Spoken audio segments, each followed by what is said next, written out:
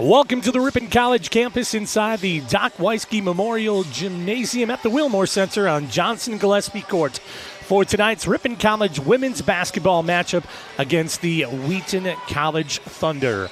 Along with our executive producing team this evening, Patrick Cronin, Riley Eisnagel, Martin Ernster is my color commentator tonight. I'm Jason Manson. We're getting set for this women's basketball matchup here at the Wilmore, and it's going to be a good one as the Ripon College Redhawks are 3-0 on the season, taking on a Wheaton team that is 2-2, coming off a tough loss this past weekend versus Simpson College, and then picking up a win over Lake Forest. And they took on John Carroll University earlier this season, and then also Lebanon Valley College as well for the schedule. For the Ripon College Redhawks, you just beat a couple of teams early to begin it, including UW Stout receiving votes, UW Eau Claire, Edgewood College, and here we are at the Wilmore for the first home game of the season. Martin had a chance to talk to head coach Lauren Busalaki. We will talk to them right now here. This is Ripon College women's basketball on YouTube.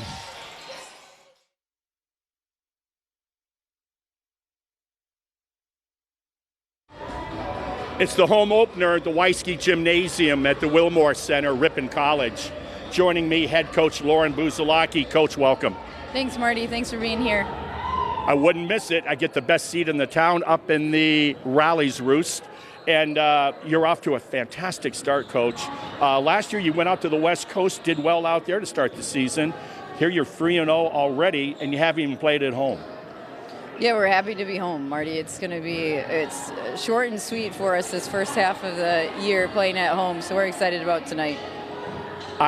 Every year you don't back down. I think the good coaches, they know what to do. They got to look around and take on the good competition to give themselves a chance to be a better team. Yeah, this is Wheaton's been such a perennial program, and so coach has done an awesome job. We're excited just to face their physicality and to see what they can do explosiveness-wise offensively and see how we can defend it. You know, we talked in our conversations over the years, you talk about a transition. You spend a lot of time talking about transition, and last year we had the Player of the Year. She's graduated now, and I'm watching transition on my iPad at home, and I'm really impressed when I think of just collectively what I'm seeing on my little iPad, team speed. Yeah, we're really fortunate. Nat came back better this year. Lane came back better this year. Hal came back better this year. Carr came back better this year. Right, Mick came back better this year. So we're fortunate to have returners who came back more explosive, more sure about how they wanted to play and how we wanted to play. And they're getting out ahead. We're passing ahead in transition, and some of that early pitch ahead, that timing is everything. To try to create something in the first 10. So they've worked really hard on it. Hopefully we can continue to improve just as the season goes on. I watched your game at Wheaton last year. That was a team begging you to beat them, and we came up 1 point short. I'm sure you know, I took the dog out before the dog asked me for a walk. I was so ticked off after that game. Yeah. It's a great rivalry. When a rivalry, you got to win once in a while. So hopefully this will be the night.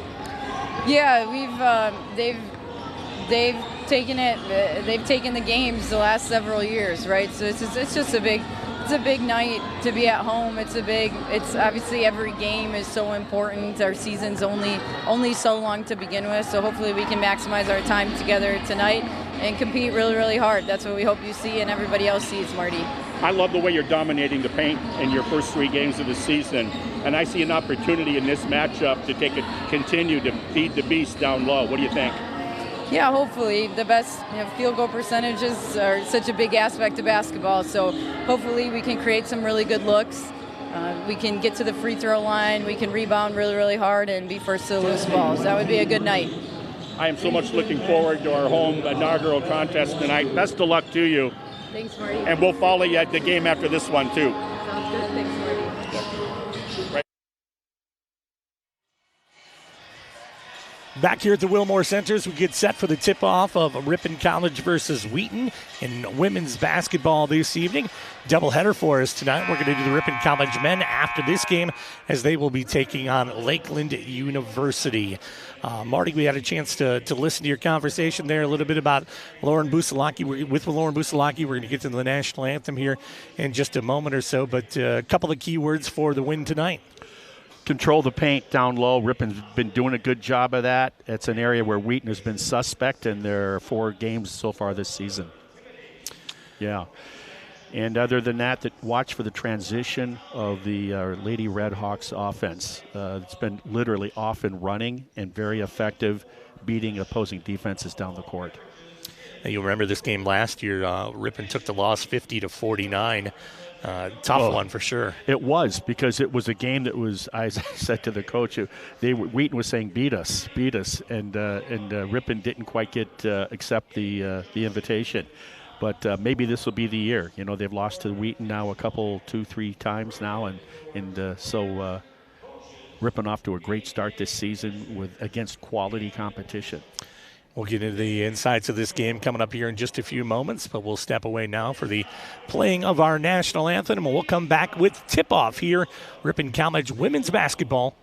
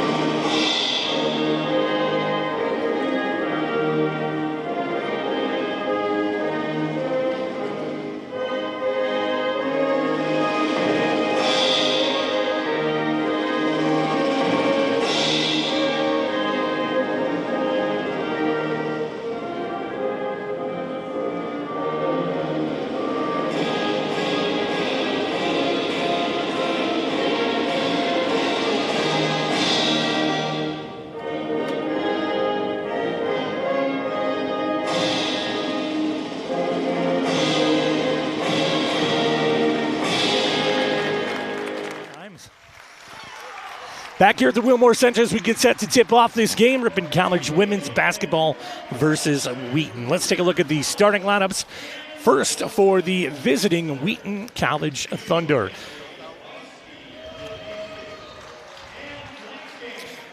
They come in 2-2 on the season. They are coached by Kent Madison in his 16th season with a 283-113 win-loss record. Assistant coaches Joanna Getlowski, Tori Henning, and Trisha Deter.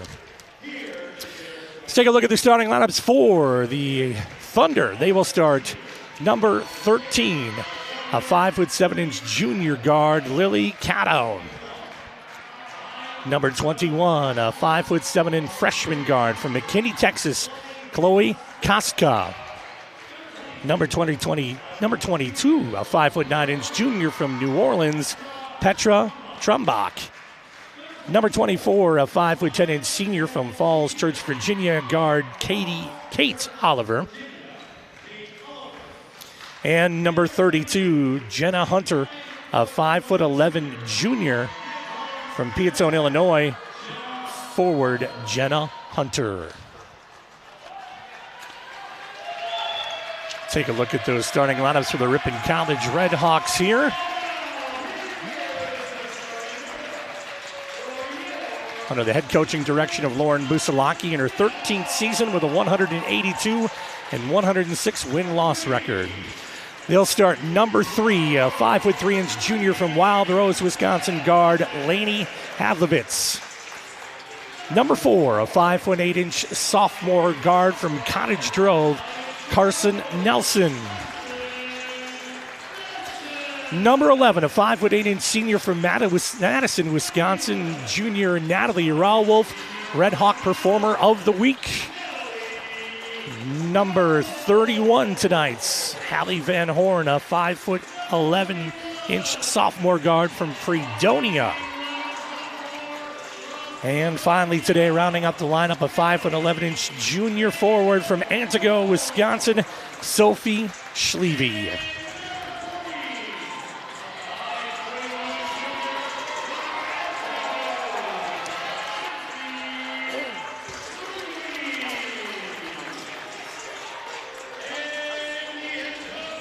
Schleve, the Midwest Conference Performer of the Week last week.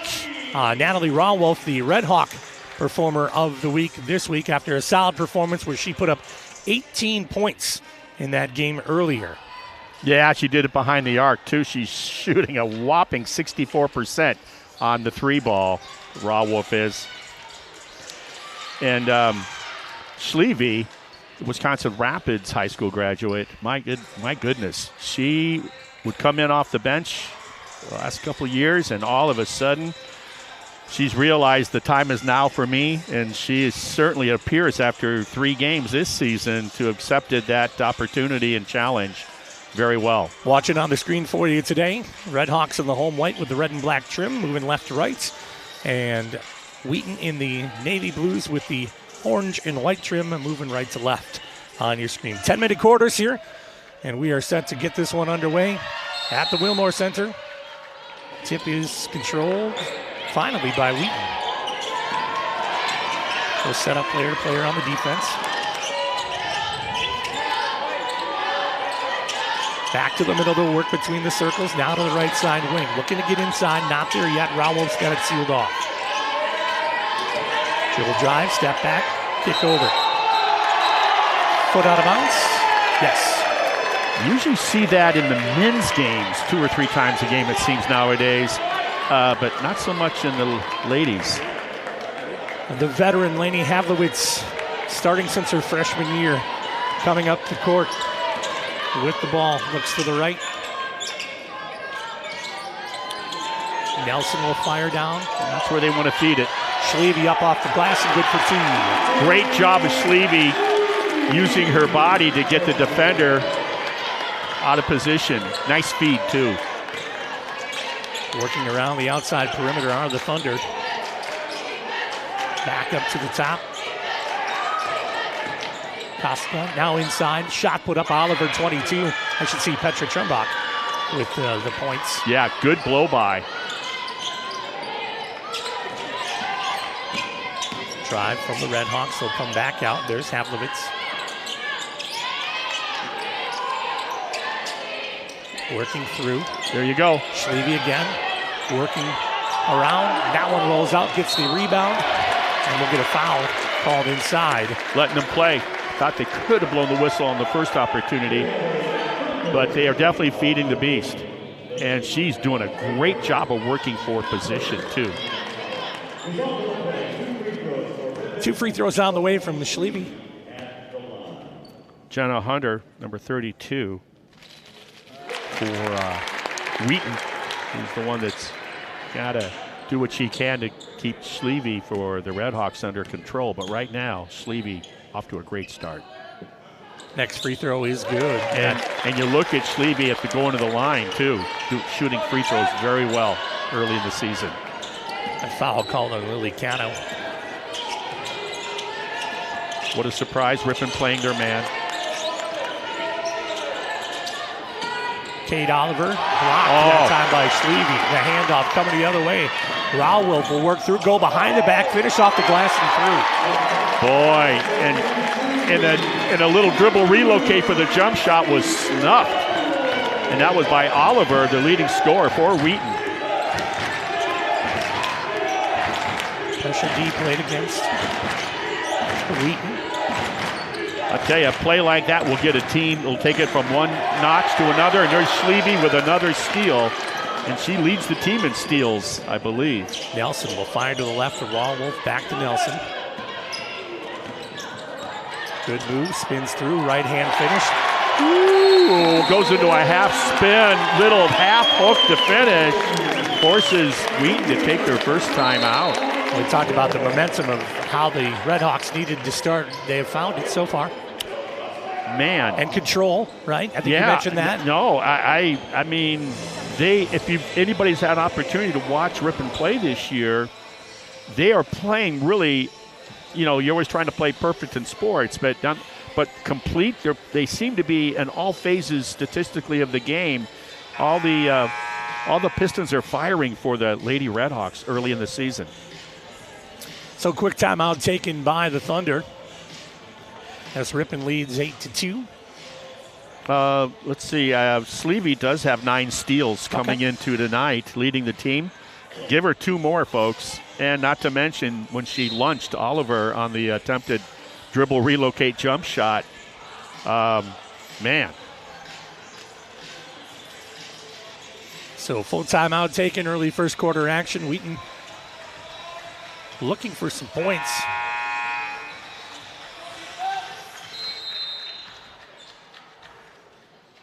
Inbounds will be brought up by Kate Oliver. Extending that man-to-man defense well beyond the arc, Ripon is. Oliver at the top of the key, kick back out. Gets past the hands of third team Lily Cano. That's just the 6 on the shot clock. And that's the one they want to free up. Nice pass. Blocked again by Sleevy. Shot clock violation. Wow. Sometimes it's better. Oh. They called no shot. I thought it was a little early. I mean, I thought the basket was good. I did as well. Yeah. Yeah. Havlowitz up the courts. Sleevy with 2 blocks and 2 steals, and we're barely in, we're 3 minutes into the game. Havlowitz throw it back out. Nelson for 3. No good. Bounces out. Ball comes down on the floor. Talk about a pesky point guard for the Lady Redhawks.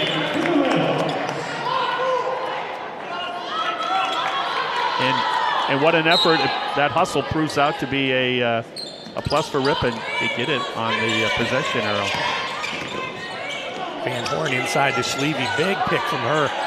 Man, dominance right there. Soft hands. That has become very apparent. She's got soft hands around the rim there.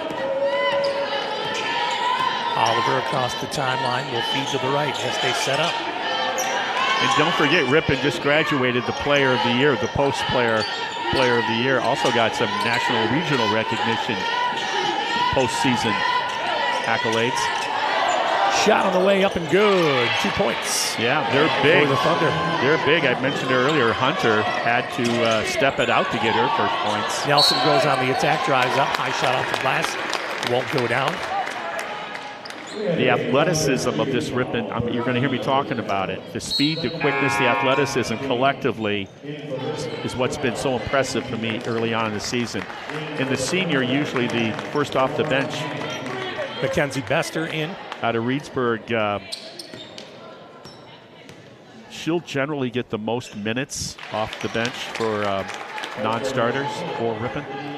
Lauren Ham checking in for Wheaton. Bester, a very reliable, strong with the ball, good on-ball defender. That's what I think about Mackenzie. Nelson good on the free throws. They'll push it ahead. And now a touch foul. Yep. Called on Van Horn. And that's what it was. I thought Nelson might get called for it before her. The good teams always kind of figure out in the coaching staff, how's this game going to be called? What are they going to let us do and not do?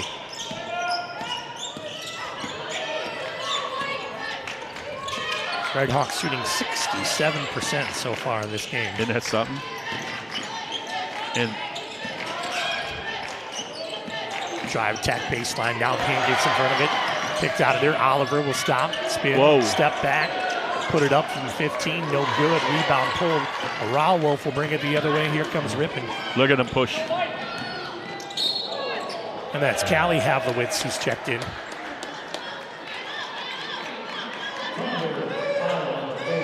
Super senior of a year ago, leading the state of Wisconsin in statistics of thievery, and one of them. A ridiculous amount of thefts per game in high school. The younger sister. Went up high, got picked down low on that one. Yeah, great steal. by Trumbach for the Thunder. Weak side help created the turnover. No, called. They really don't like the reaching. They're making that apparent. Ripon likes to put pressure on the ball.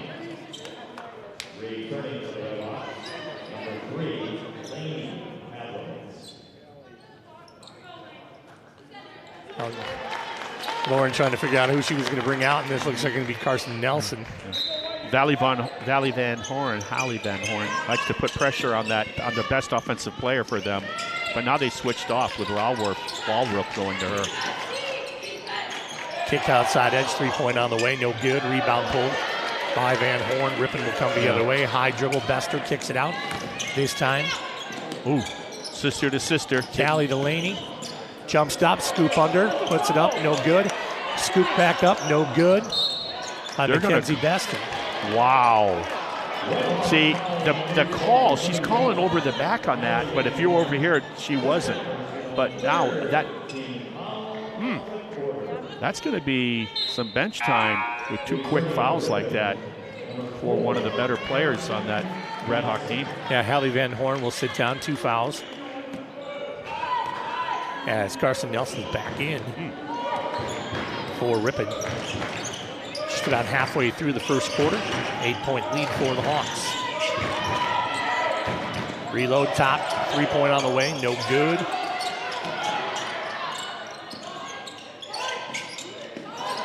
Thunder. Boy, she can really attack with the dribble. Shot put up, nobody there. Picked right back up, offensive rebound, gonna get a foul though. Coming through the middle of the lane, Ripon will get called. Yeah. It could be on Mackenzie Bester is what I'm thinking. Yeah, I'm talking about Kate Oliver for them. Really good with the dribble. And you can see why she leads the team in scoring with double digits. She's also quite the facilitator. The facilitator that was supposed to be the starting point guard this year for the Thunder, Alyssa Faborowski, is a senior 5-foot guard, and she, from Lone Tree, Colorado, which is outside of Denver, tore her knee. Reminds me, unfortunately, Bella Opelt. Same thing for Ripon a year ago, the starting guard for Buzalaki. Trumbach makes both of those free throws, a 50% free throw shooter on the year. Yeah, Opelt, I think, was the second practice of the season. That was it. Nelson comes through and gets, clocked a little bit from... Make that easy for the official. Trumbach. I should say that last foul was on Callie Havlowitz. So that's her second, so she sits down. Schleve back into the game for the Red Hawks. They're calling a real tight game here, the officials. Made that very clear. Gonna have to play defense with your feet. Nelson jump stop, backed out, shot on the way. Bester, 3, no good. Yes, it is good. Yep, it just had to do the 1-meter springboard first. How's that for somebody comes off the bench? Lined up a putt. Good help there. Oliver at the top going against Schleve. Oh, she's got a mismatch. She knows it. Good job by Schleve to keep her in front of her. 7 on the shot clock. Step through, back out. No. Good defense. Nope. Didn't see the shot clock. No, and she had the 3. And what defensive effort. If there's one thing that'll make coaches smile, a lot of times they don't smile during games. It's that collaborative defensive effort. Well, 2 shot clock violations in the first 6.5 minutes. Bester around to the right side edge. Schleve double team in the middle, coming out back to Nelson. She'll muscle through, put it up, no good. Runs it down. Rebound, though. Yeah. Havlowitz, that's the Laney version. No good. Rebound, Schleve right there, picking it up, dropping the bucket. You know, Schleve does such a nice job, too, for a big. They get that entry pass. A lot of times they want to bring it down to their waist to gather themselves. She doesn't. She keeps it high. Stays away from trouble. 11-point lead for the Red Hawks. Nice Euro step and move through by Oliver. She'll get the hack. And she's tough customer to keep in front of you. She's got all the moves. The crossover, the fake crossover, and great acceleration. Averaging 16 points per ball game. She'll go to the free throw line for 2. Shooting 52% from the stripe this year.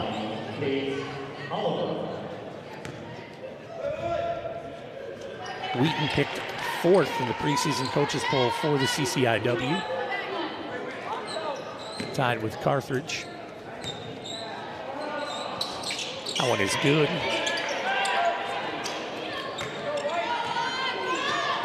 Nine-point lead for the Redhawks, 2.5 minutes remaining in the first quarter.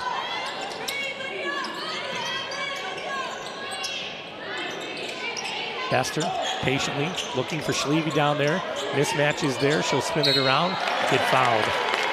And they did everything right. Once the entry pass was made, the weak side collapsed immediately to double, but it was too late. And Schleve had the position. They were forced to foul. A lot of whistles here in the first quarter. Schleve shooting 75% on the year, has made 3 for 3 so far today. What a difference when someone that's going to get to the line a lot, it would appear this season. Oh, there we go. Put the old jinx on. Yeah, can deliver from the 15-foot line. 3 on the way and no good from Wheaton, ripped down by the Redhawks. And they'll bring it the other way. Molly Johannes in yes. there for the Lady Redhawks, the senior from Laconia High School. Schleve runs out of room. Now fires for the outside What a edge. pass. Jump stop, Havlowitz back to Schleve. What a look. Control and good. Oh!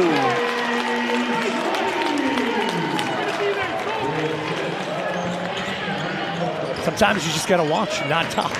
Yeah, and just appreciate that those two, the way they communicated on that play. Oliver at the top, good head fake, goes left side of the pipe, inside pass, no good. That is picked off. Nelson coming to the other way. Bounce pass, Schleve again, stops, works the way through, just lost the ball out of bounds. Trying to come on the swing through pass, hoping to get a foul, but didn't. It was the right, it was the right pass. It was just a good defensive effort on the 2-on-1 break. See what they do in this inbounds. 2 on the elbow, 2, okay, cross screens. Work out to the edge, Havlowitz. I tell you, if there's someone that sets a good ball screen, it's Johannes. Keep your eye on her. Oh, move through, guess what? Oh, weak side curl. Whoop. What do they say there? Beautiful basketball? Yeah. Ripon with a comfortable 22-8 lead here, under a minute to go in the first. Pick and go, pick and roll, I should say. Foul called against the Redhawks. And you know, I just get the feeling if Oliver is not out there for Wheaton, they're really going to be, looking elsewhere. I mean, it's going to be hard to find points. Right.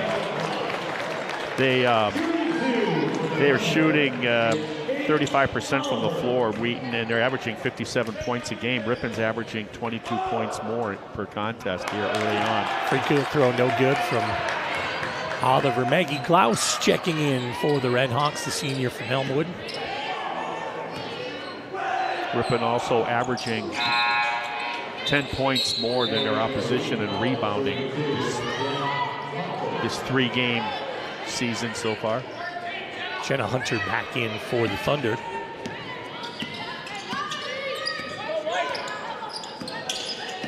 Havlowitz will look to set it up. Johannes back out to Havlowitz. Yeah, good spacing. Trying to come through, get that pass out to Nelson, wasn't there. Rawolf will get back on defense. Nice job. Yeah, like a good herding dog, huh? Got on that top shoulder, forced her back, almost got a steal from behind, and look at that. Turnover for the Thunder. As Ripon will have 11.8 remaining here in the first quarter. Just when Wheaton thinks they might get an easy 2.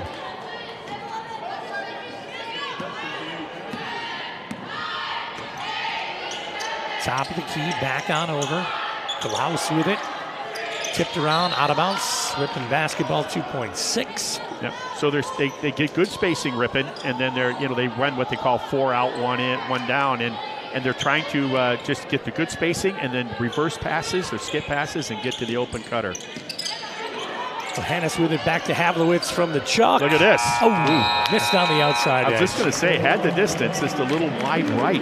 22-9 after quarter number 1. We'll take a quick break and come back with quarter number 2.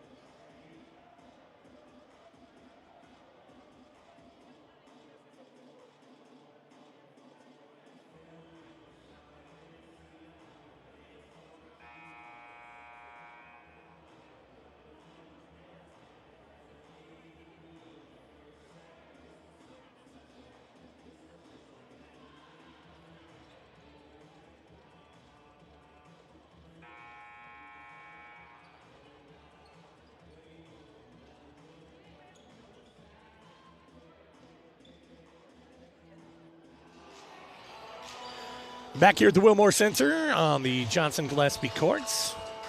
Ripon with a comfortable 22-9 lead after 1 quarter completes. Let's take a look at some of the stats from that first. Ripon 8 of 15, 53% shooting. Wheaton 2 of 9 for 22%. Wheaton took control of the second quarter to start. Trumpot. Back over the edge. Lydia Brogan, number 4 with it. This is key for this Wheaton team with their leading scorer sitting. Rebound out of there by Schleve. Yeah, so they got their best scorer on the floor, Oliver, on the bench. So Wheaton behooves them defensively to get after it on defense right now against Ripon. Baseline drive from Rawolf. That won't go. Gets it back and held ball.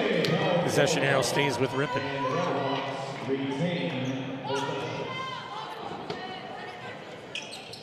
It looks like Havlowitz will do the inbounds on the north side of the floor.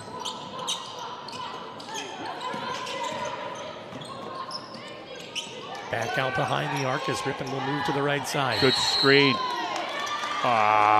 Seriously? No. So that's going to be on Natalie Rawolf. No, Hallie Van Hortens, yeah. That's her third. Yes. They called a offensive screen, moving screen. Look at the scoreboard, you'd think, well, okay. But if this was a big game right now and tight. Might have gone a different way, is what you're saying? No, the call wouldn't have. It's just that Ripon would be in a tighter situation. But with the depth of their bench. Baseline runner, Brogan will kick back out. Shot on the way, 3-point attempt is up and rolls around, no good. Rebound comes down to the Red Hawks. Push it. Nelson will do that, left-handed. Wow. Thought she was going to drop that one. Yeah, I thought she was going to hit Bester on the wing. Quick transition back for the Thunder.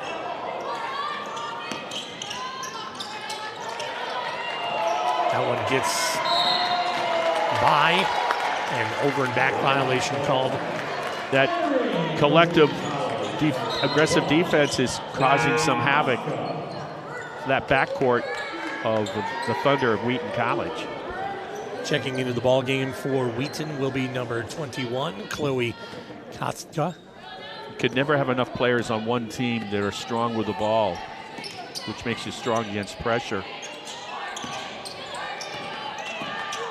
Nelson to the cutter to Havlovitz, who is coming through, closed up quick though. Shot on the Good way, look. three-point attempt. Good for the Redhawks. Boy, she just picks up where she's been going these first 3 games of the year. My goodness, Rawolf. Oh, pretty jump shot.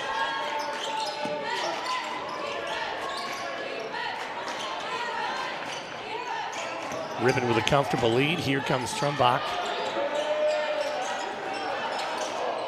Back up top to work the right edge, drive the paint, throw out. Trumbach comes through, or is that Hunter? That's Hunter. Nice. Someone took the shot for that. Now it's who else? Bester took the charge. Jenna Hunter with the foul. Yeah, Sleevey was hunting for her 3rd block shot. She went flying by, and then they attacked with Hunter, attacked with the dribble, and then wasn't Midas-sized and ran over Bester on the weak side help for the Redhawks. When's the last time Wheaton scored from the floor? It's been a while. Lily Cano into the ball game for the Thunder. Nelson, the Bester. Over to Lainey Havlowitz to Schleve. Triple teamed. It's a foul. Boy, if you're going to call reaches on passes, you're definitely going to call the reaches on the shots. I will say this, they're very consistent with their tight play calling, the officials, but very consistent.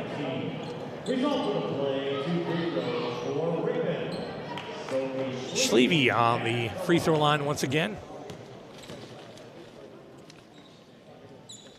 Free throw number 1 is no good. You know, Ripon comes in tonight with all 5 starters. Rawolf, Schleve, Nelson Havlovitz, Lainey Havlovitz, and Van Horn, all averaging double-digit points. Free throw good for Schleve. Doesn't happen often. No. And there's that pressure. Wheaton still looking for their first points in the second quarter. No, like I said, they got that. Their last point was the free throw, I believe, and it's been a while since they have scored from the floor.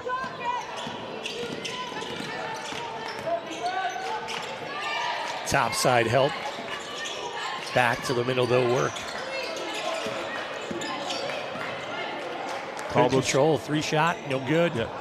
Long shot, long rebound, offensive Hunter with a good pull. Oliver will drive, put up the shot off the glass, won't go. Wow, I was just going to say. Yeah, and I think this game is being called a little tighter than what the players are used to. And that's not a bad thing or a good thing. It's just that they're trying to figure it out. You see the body language and some of the expressions on both teams' faces when they get a whistle, and you're just saying they're a little surprised. That's part of the competition as the junior point guard brings the ball in. Bester's out there on the edge. Yep. Schleve, top. Back to the side. There's Rawolf coming off the fake. Now moves her way through, puts up something. Oh, that got her own rebound, though. That was a something. Scoop. Oh, my goodness. Off the drop step. Bester probably going to get more minutes with Van Horn out, yeah. Good feed inside to Schleve. She dominates, puts it up. And good. Isn't she calm under pressure? You know, double teams down low. It's tight quarters, and she just very matter of fact. Oh, big block from Schleve that time. They'll give her the foul, too. Yeah. Coach will take that, though, right? That's a fire starter. Yeah, I tell you, no. The ref is saying no. She was on top of that ball. And what it was, in my opinion, the violence of the block and the girl going to the floor influences the ref. That happens at all levels of competition, you know.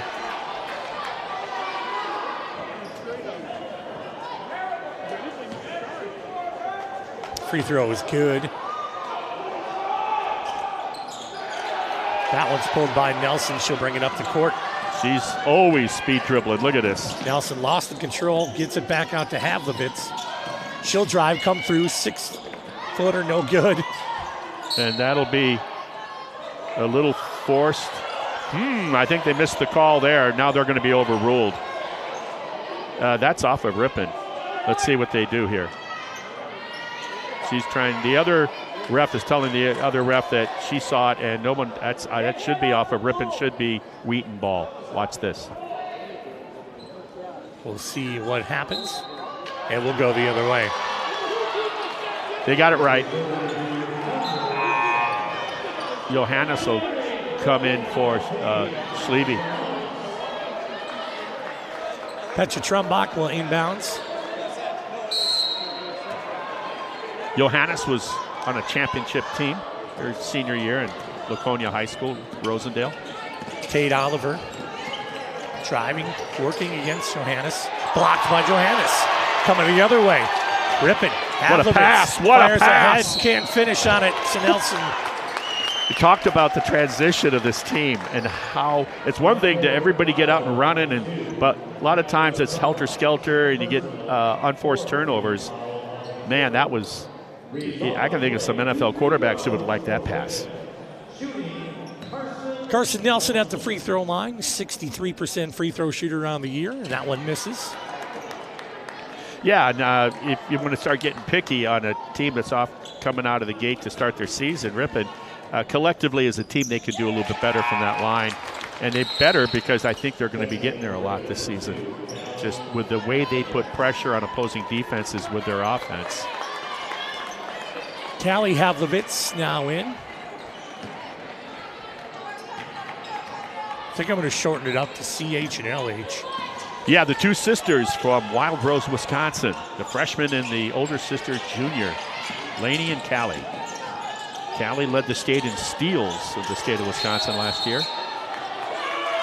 3 seconds in the lane. Yeah, and sometimes that's not the person that gets called for that. It's not their fault sometimes. I mean, they're fighting for a position. They're making an assumption when they see a teammate that's in a good position to take the shot and they give it up. That's what happens. LH at the top of the key over to the outside to Nelson. 5 minutes remaining here in the first half. Ripon with a 19-point lead. Callie will drive, bounce pass underneath. What a pass. Johannes right there and good. Boy, Johannes loves coming from the weak side to the ball side. She's 2 for 2 with her points, doing just that. Good job by her teammates finding her.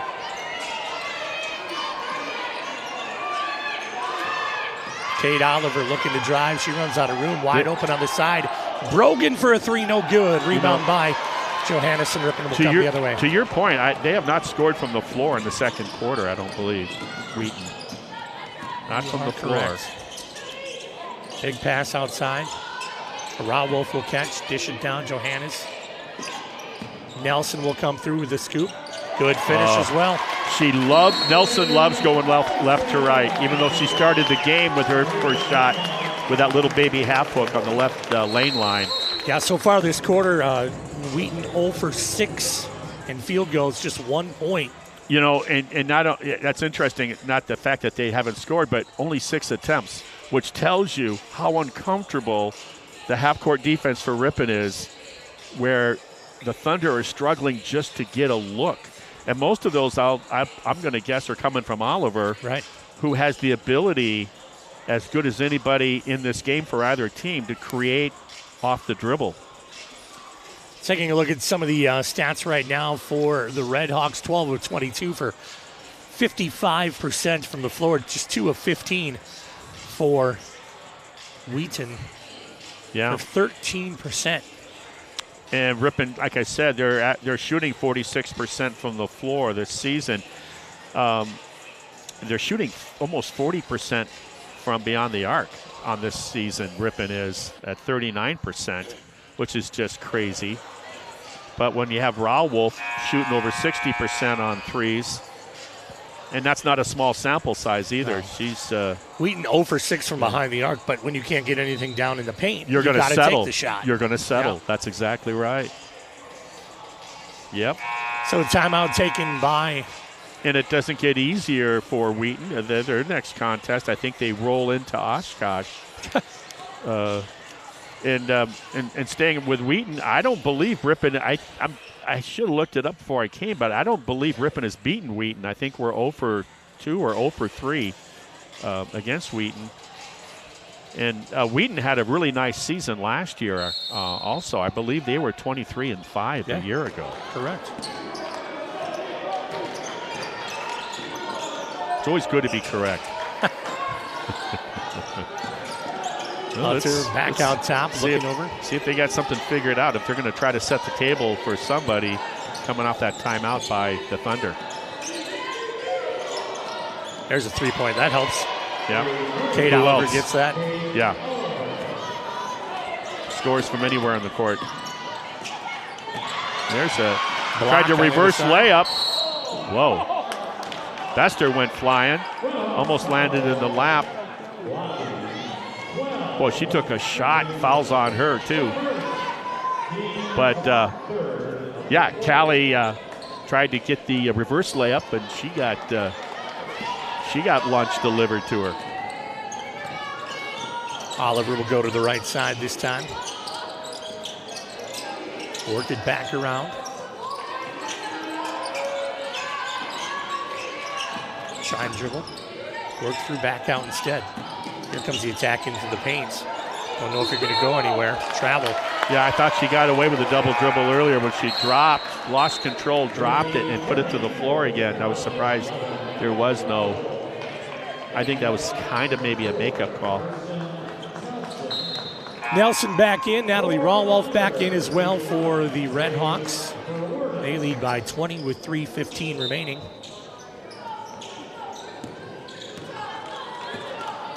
Nine players so far have seen the court for Coach Buzalaki. And what a record she has. 182 wins in 12 years. Nelson will set to the right side, looking for Schleve. Can't get it to drive. She'll take it herself, go through the middle. Here comes Johannes, puts it up too hard. Missed the window, yeah. That was too easy for her. Nice look, though.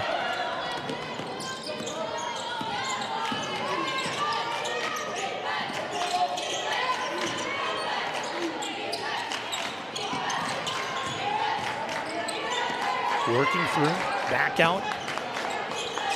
2.5 remaining. Had to put up are you kidding me? Are you kidding me? Wow, I just saw the expression, said the same thing. Buzalaki goes, wow. She was out of control, shot the ball with her back to, that's what the coach is telling her right now. She shot with her back to the backboard because she overextended on attacking the rim. And referee is telling her why she called what she did. In and out, no good on the second attempt. Below 2.5 minutes here in the second quarter. Oh, look at Nelson operate, the Cottage Grove grad. Wow. So strong with her left hand. Come back to the top side. There's Oliver. Good control on the dribble attack. Yeah. Back outside, trying to drive something inside and give him credit. Trumbrock tries the three. That won't go. Ripon with the rebounds. Nelson kicks back out. Rawolf. Johannes now at the top of the key. Drives through. Scoops up off the glass. Won't hit. Good take. Stop ball.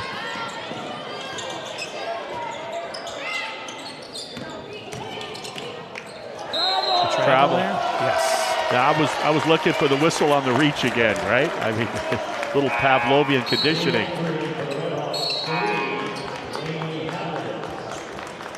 So with Van Horn uncharacteristically in foul trouble, she picked up 2 right away out of the gate and then came back off the bench and picked up her 3rd on an offensive moving screen call. So very little playing time by one of the starters, Van Horn, for the Red Hawks. But the depth of Ripon is definitely showing. Lainey Havlowitz breaking ankles. Dish is off. Shot put up no good. Travel. One of the few mistakes we've seen called on Schleve. Maddie Friedel, huh? Yeah. Coming on in now for Ripon, the 5'11 junior from McHenry, Illinois. Yeah. Johannes takes the bench. Boy, nice to see that senior get her floor time. Nice knockaway by Rawolf. Creates the steal for Schleve to pick up the change. Havlowitz trying to get that screen. Good ball screens by the Lady Redhawks, I might want to add. Nelson will come through the drive attack. Schleve through the 5-hole. Yeah. Out of bounds. And she's going like, wow. It was a great look, too, on the trying to drop a dime to Schleve was Nelson, and it went between the legs. Off to the right edge, 35 seconds remaining here in the first half. Deep three-pointer, that won't be good. Schleve will pull it. I think that shot was like, why not? Boy, there's a shot clock gets off because there's a half a second delay between them. Wow, if that. Havlowitz stepping back towards center court. Should go on the attack, wide open over there in the edge, blocked. And that one you want to show them. And the finish from Oliver, right to the basket, up and good. Good basketball to end on a positive note for the Wheaton Thunder. Yeah, they did. Yeah. 35-16 after a slow start for them in the second quarter. Picked it up just a little bit, that is for sure. Yeah. We'll take a timeout, come back with the second half in just a little bit. Ripon with the lead, 35-16. This is Ripon College women's basketball.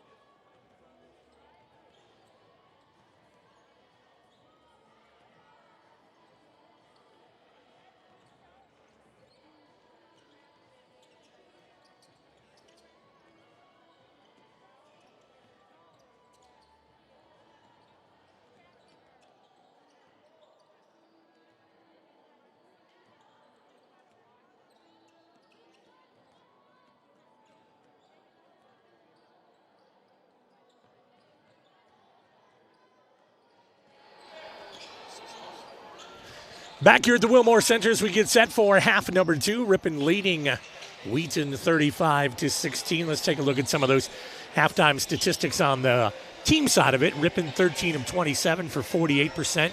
2 of 4 behind the arc for 50%. 7 of 10 at the free throw line for 70%. 19 rebounds and just 6 turnovers for the Red Hawks.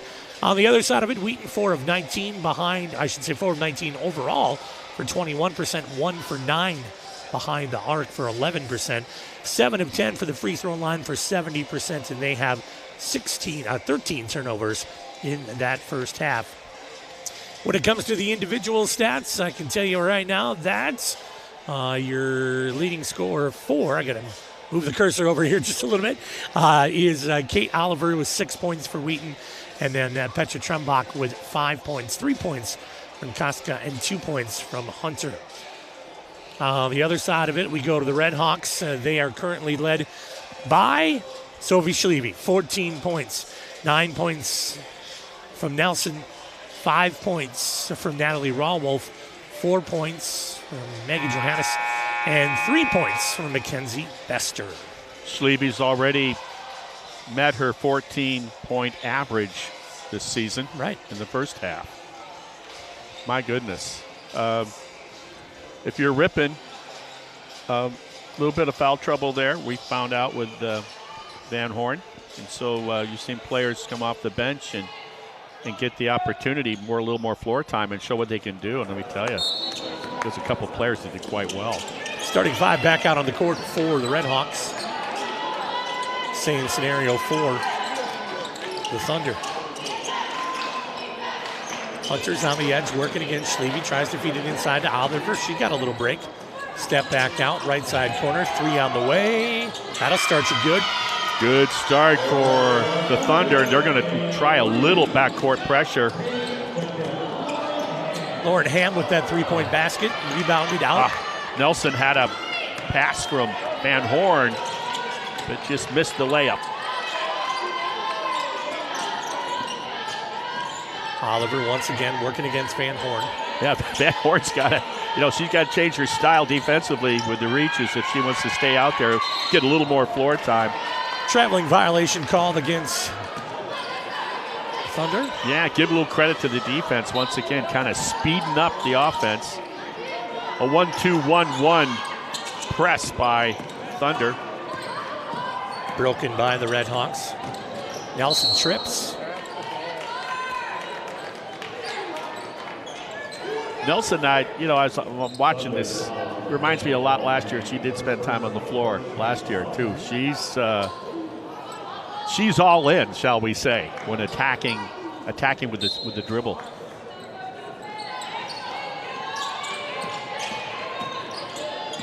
Working through the top. Rawolf back out. Van Horn. Should get tied up. Lainey Havlowitz behind the 3-point arc. 4 on the shot clock. Got to throw one. Rawolf will do so. Nope. That one's tipped. Shot clock violation. Almost put back in by Schleve. So nice stop by Wheaton. Yeah, I really thought I wanted to see Havlowitz reverse that ball on top. I felt that Van Horn would have had a good look instead of feeding the corner.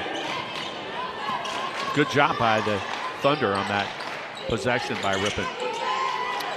So some new assistant coaches for head coach Lauren Busalaki this year, and Jesse Nodolf and Bree Miller, Matt Havlowitz and Cam Plantz. Owen Thuney now at UW Superior as an assistant women's basketball coach up there. Yeah, Miller, the Fond du Lac High School grad, played last year.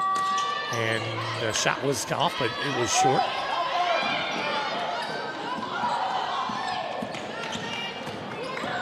Laney will go all the way through, take the trip.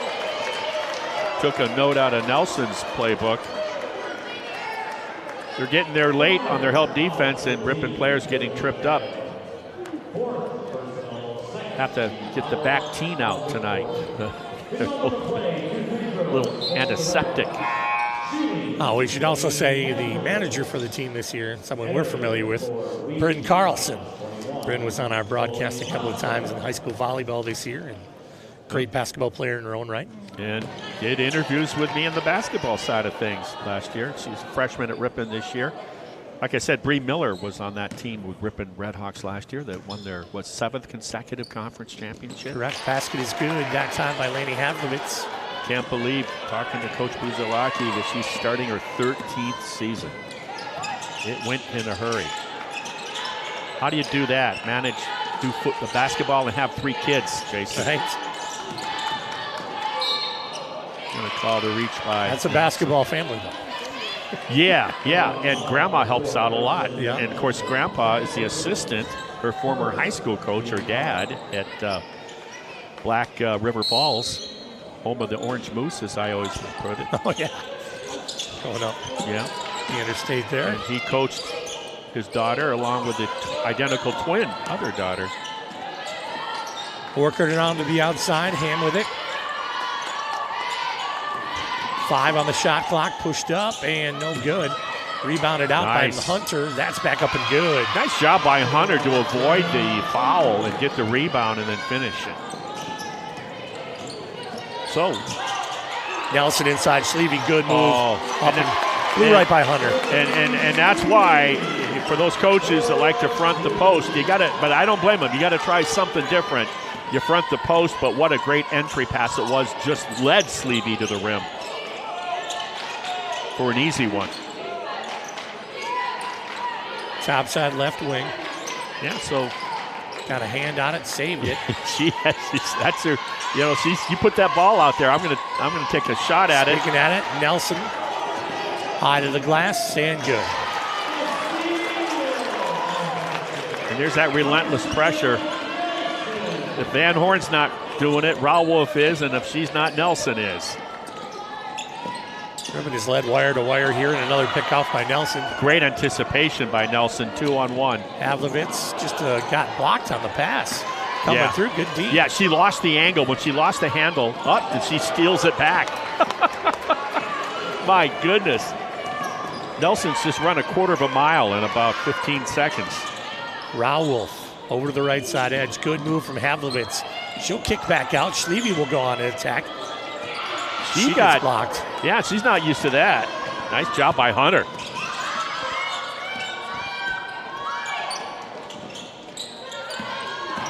Hitting 4th gear here, man. Yeah. Tires are running. And we were talking about as Ripon pushes, look at this outlet. Van Horn will work her way through. Tipped out of there. Just got a little deep when she had to catch that nice outlet pass by Laney Havlovitz. Just got a little deep on the baseline. No place to operate against that double team. Talked about Wheaton having to play next game. Oshkosh, Ripon's going to be traveling. Got St. Norbert. Yeah. Traveling violation called. And one thing physically and athletically to put pressure on a team with your half-court defense, but it's also, that was a mental type of thing. The mental pressure you feel, and you do things, you get out of your fundamentals, that pressure makes you do it, make mistakes mentally. Molly Johannes into the ball game. So Ripon trying to, after that first spurt to start the second half by Wheaton, Ripon has answered back.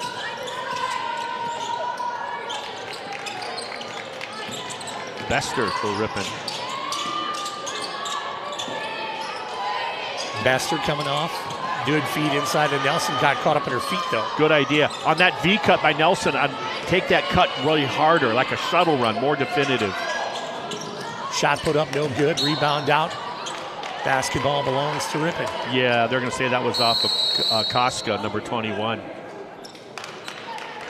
What a pace this was, huh? The first 5 minutes and change. A little bit of a breather right now as we talk about the schedule coming up for the Red Hawks. They'll be at St. Norbert on the 20th, at Platteville on the 25th, at Carroll on the 29th, at Beloit on the 2nd, at Cornell. Road Warriors, on the 6th. This is Mel Gibson's schedule. And then they come home for 1 versus Grinnell. Yep. And then they're on the road at Milwaukee, at UW Milwaukee, in an exhibition there. And you know who plays there? Well, Tierney Madigan. And you know who played there was Van Horn's mom. Right. Yeah. So then they're at UW Superior. That'll be at the Kalachi Center, Yes. UW Milwaukee. Got familiar with that back in the old AAU days. They take a little bit of the holiday break from the University of Minnesota Morris, and then they're off until Monmouth College back into conference play on the 7th of January. Yeah, so we don't get to do another home game with the Ripon College women Until the 13th. Yeah. And I can't even make that one. And the men, we will. The men's game, we'll see them sooner. But in fact, I think next week, top 10 Carthage College comes in next week. So things aren't going to get any easier for Coach Kenny Finko in search of his first win, which will be after this contest with the Lakeland University Muskies coming up after this contest. The Landfish, I used to call them when we played them in non-conference. A little bit of tie-in, obviously, here with Lakeland and the fact that the new Ripon High School girls basketball coach, Kirsten Sauerbrei, played her basketball at Lakeland. Yeah, and played at Ripon High School, called her games. Congratulations to her. I know First game tonight versus Mayville. Yeah, I know her dad Rocky's quite proud. Well, Mayville's got their own excitement going on this week with a trip to the state championship in football. So got a little sloppy there. Yeah, got a little sloppy there on the fighting for the loose ball there after the rebound. 40-21. Ripon still with a double-digit lead. This is an interesting time in sports in Wisconsin because I think you've done it as well too, where you've called a basketball game on a Tuesday and a state championship football game on a Thursday. Yeah, it certainly makes one do a little extra homework at home. Big three-pointer by. Oh, what a pass. But the pass is put up and no good from Bester, though. Rip it down does Wheaton as they come the other way. Boy, that was beautiful. Just didn't finish. Tipped out of bounds that time. Good job by Johannes. It's all those things that, knockaways, things like that. And this is a young lady that has bided her time, does what she can to help her team, and takes full opportunity when she's out there. Molly Johannes. So sister for sister, huh? Yeah, pretty much. Callie comes in for Lainey Havlovitz, her older sister, the freshman, Callie. We'll look to the outside edge.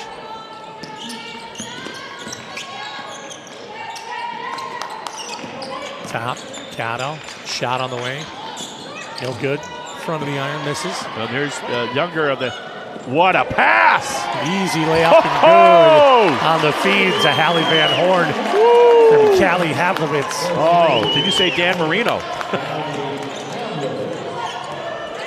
You love palindromes. Here is your score. 42-24. Tipped out of there. Van Horn again. Boy, Ripon looks a little tired. Scoop through, basket up. Rawolf, no good. Van Horn with the pull. Yeah, she tipped it to herself. No whistle. She shot that from the letters on the chest of the jersey. Yeah, frustrating night for her individually, but having a blast as a team. And there is a zig and a zag. She was looking for the outlet pass, and that's just a miscommunication between the two guards for Wheaton. Bester will take a seat for a little break. That was an interesting, with the younger Havlovitz, Bester, Nelson, Van Horn. Interesting combination of players that were out there for that period of time for Ripon.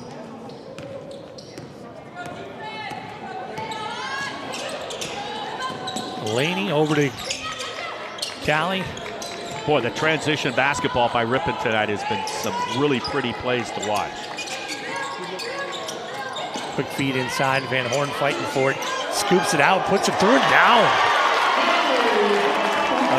She is a heck of an athlete, Van Horn. We got cheated tonight because of her foul trouble, not getting the floor time. But there'll be a whole season we can watch Van Horn do his stuff.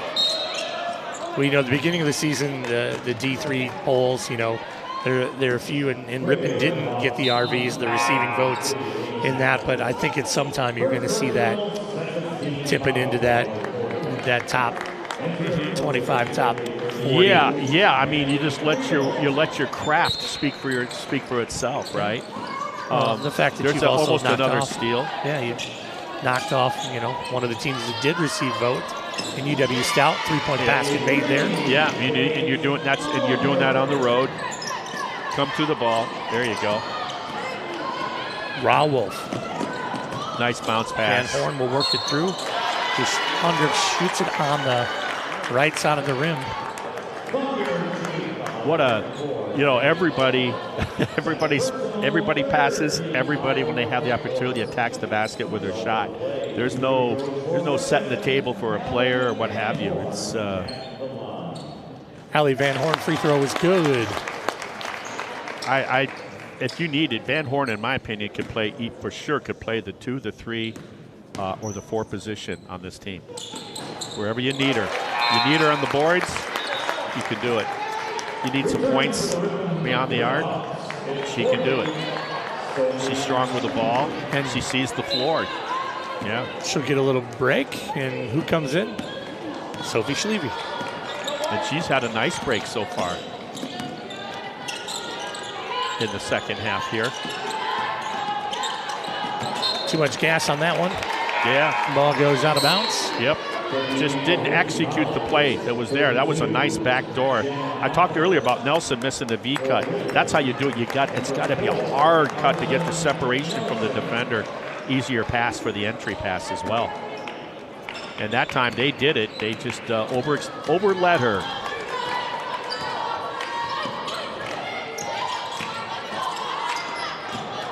Under 90 seconds to go. Good Rogan's going to get fouled. And a good steal by Hunter for Wheaton.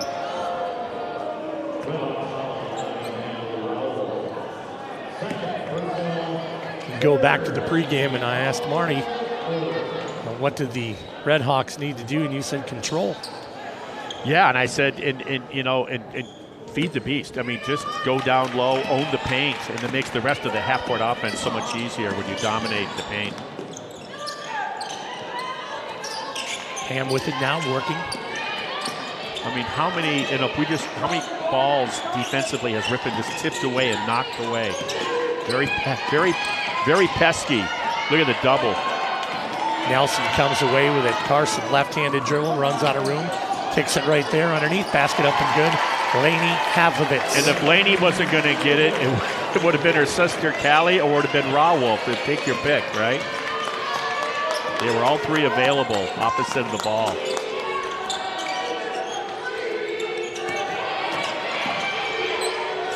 Three on the way from Ham, no good, rebounded out. Back by. Yeah, she got that loose ball and realized, oh, the lane is open. Okay. Petra Trumbach with it, under 20 seconds to play. Shot clock is off. Here in the third quarter as it begins to wind down.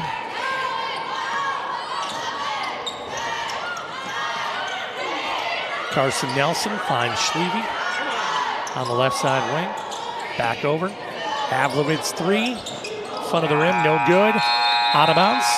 50-29. Ripon leads here as we end the third quarter. We'll come back with the fourth right after this. It's Ripon College women's basketball on the Ripon Channel.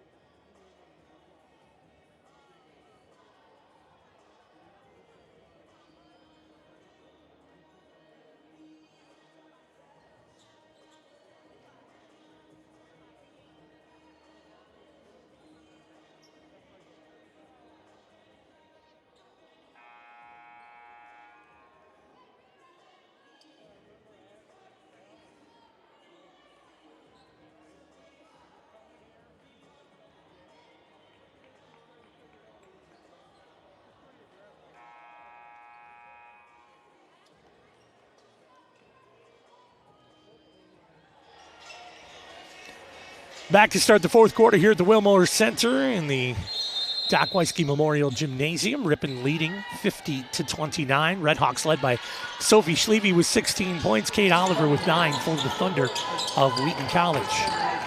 Schleve going to get fouled that time. Yeah. Frustrating.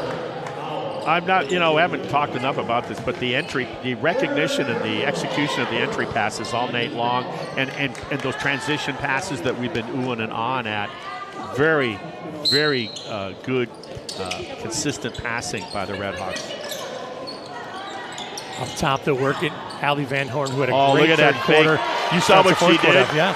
She went down the opposite lane line with the ball like she was going to shoot and then pass. And she fooled everybody and pulled it back in and finished with a layup. 52-29. Very smooth move by Van Horn.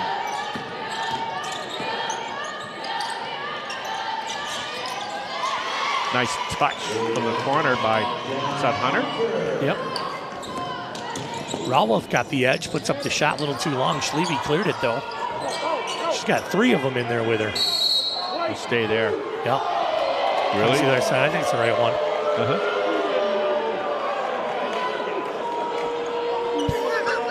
Marty shakes his head at me. No. Hey, I wasn't going to be argumentative. I was just going to let you know how I felt about it. And you threw me out there. Yeah, that's all right. Well, It is all right. Love working these games with you. me too, man. Oliver, good move in the post. Now pushes the shot out. Hunter for 2. No good rebound. It's been a hot spot for her. Carson Nelson crosses the timeline. Oh, She accelerate. Nelson went from fast to faster. Van Horn with that putback. Rebound. She didn't put it back. Havlowitz underneath on the cut.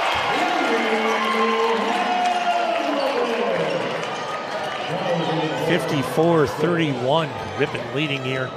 8:20 remaining in the game. Buzalaki has played 10 of her 10 Redhawks tonight.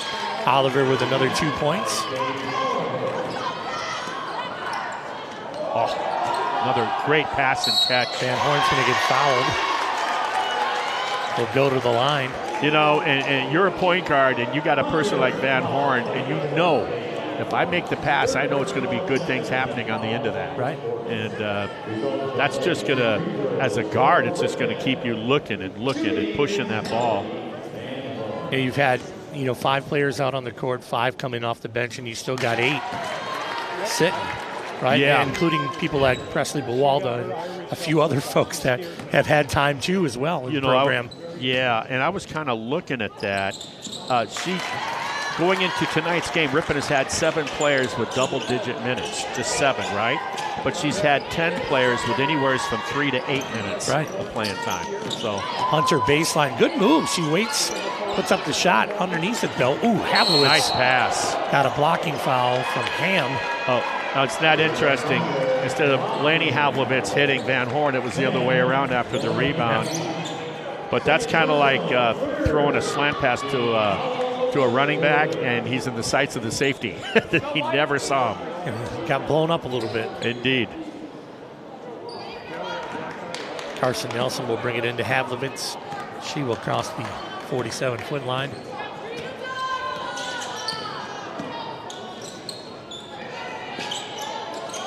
Van Horn patiently waiting, out on the right. Scoop step, back into her. I know. Drop step there. Van Horn's got to be thinking, I looked at the 2 fouls you called on me early for the ticky-tacky reach. My body gets moved sideways and no whistle. Yeah. And that's, and that's indicative of the score maybe as well. There you go. Right? There you go. Yeah. That's what sports teaches you. Life's not fair. One of the many lessons it teaches you. Redhawks have led by as many as 23. Oh, what hands. And that's what they lead by right now. Trumbrock over to Hunter. Back to the top to Ham. Ripon playing good defense right now. Kate Oliver, good drive scoop. Man, she's got a great first step, doesn't she, when she takes that ball in her hand? Early in the game, I used that term blow by, and that's exactly right. And when you are able to do that, you get the ball to the middle of the lane, usually good things happen for the offense. And she's got that long inseam and a great burst. She's got the quick for sure. She's got that twitch. And, Oliver good on the first free throw. Kostka back in for. And to continue on Oliver, how quick she is on that first explosive step. It's so quick that the weak side defense for Ripon can't even get over there and help. They usually get called for a foul. Ball goes out of bounds off of the Redhawks.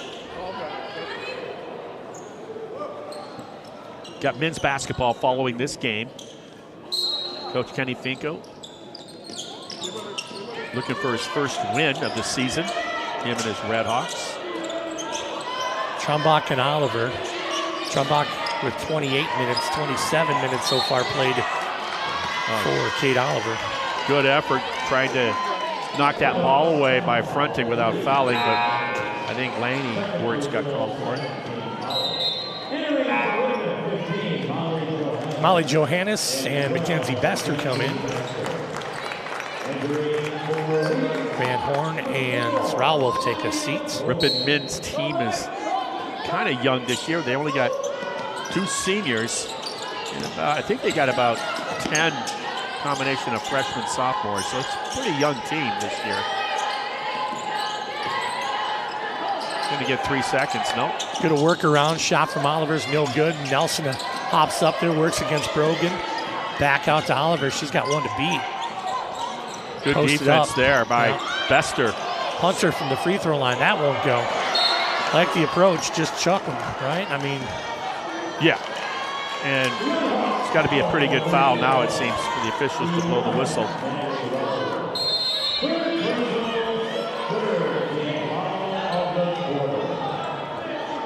And the foul will be going against. I think sometime this season we might have to get the 2 sisters together in an interview. Yeah. Find out who's the fastest, right? Who's got the best shuttle run record at Wild Rose High School? We'll race. Yes, you will, Jason.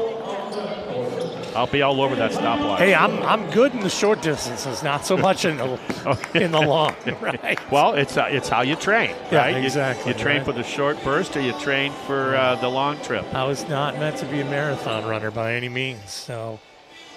But you get me from here to the free throw line. I've been to marathon, but I've not made for that. 56-34 coming up after the game in about a half hour or so. It will be the Ripon College men versus Lakeland University. If this continues, Ripon will go short of an amazing comeback. Ripon will go to 4-0 start their season. I think it's been a while since that's happened. Simply for the fact that when you look at the type of competition this program always takes on outside of the conference, it's hard to start your conference season with a pristine record. Yeah.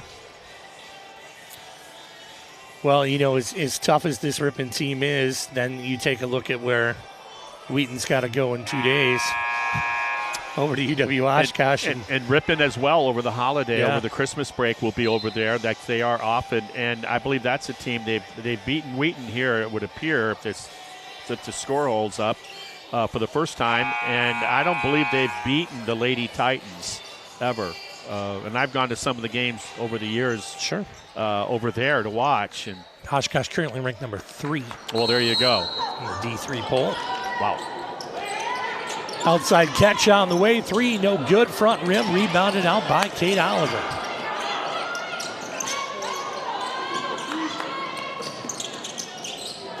Schlevy will come out and work against Hunter. Ripon playing tough D. 3 on the shot clock. Johannes, great job. Wow. Laney Havlowitz through the court, stops, moves around. Call her on the travel. Yep. Yeah, and she gets that little Kevin McHale half step in there. The guy that made it famous, the drop step they call it, but it's actually a travel. Well, sometimes it's a travel, right? Yeah. Depends who's doing the interview. Yep. Callie Havlovitz back in for Ripon. I think Johannes has shown Coach some stuff tonight that she's going to be really pleased with. Schleve hand in the face against Hunter there. No good. Rebounded out by Bester. And Bester's looking. There she is. Little too deep. Weak side help with the theft. Brogan tries to get a down hand on it by CH. Yeah. Callie Havlovitz, the freshman, disrupted that outlet pass as to not let Wheaton get the easy lay-in. Trumbach. Don't sink on Oliver here. Basket is up, no good. They'll call the bump on Johannes, I think. Johannes hung with her, and then she got away, but Havlovitz came up to at least cover on it. Her, once again, not only the blow-by, but her crossover and her fake crossover. So just when you think you anticipate the crossover, then she'll show you and then stay with it, and then it's like you call it ankle breakers. Yes. Free throw is good from Oliver. Yeah, I'd be in a full body cast if I was trying to D up on Oliver. Second one is good. 56-36, 20-point lead by the Redhawks here just about halfway through the fourth quarter. Here's one for you. Ohio Christian University, Division III women's basketball, scores 91 points. Are they running that Grinnell offense? Well, Grace College beat them 172 to 91. Oh. So give it up for Grace College. They're in Indiana, Grace College. They beat Ohio Christian University 172 to 91. Wow. They, who do they think they are, Grinnell? I was going to say. Timeout taken. Yeah, I was a little slow this year on tidbits and things in the football season. I'm going to try to make it up during the round ball season. We were waiting. It was anticipation, but we understand. I mean, the grass has got to get mowed. Indeed. And if you work at Lasonia that has two 18-hole golf courses, grass has to get mowed. You got a little bit more free time now, right? Yes. Let's give it up for Mother Nature and the snow. Yeah, that was a welcome occasion today, huh? Yeah.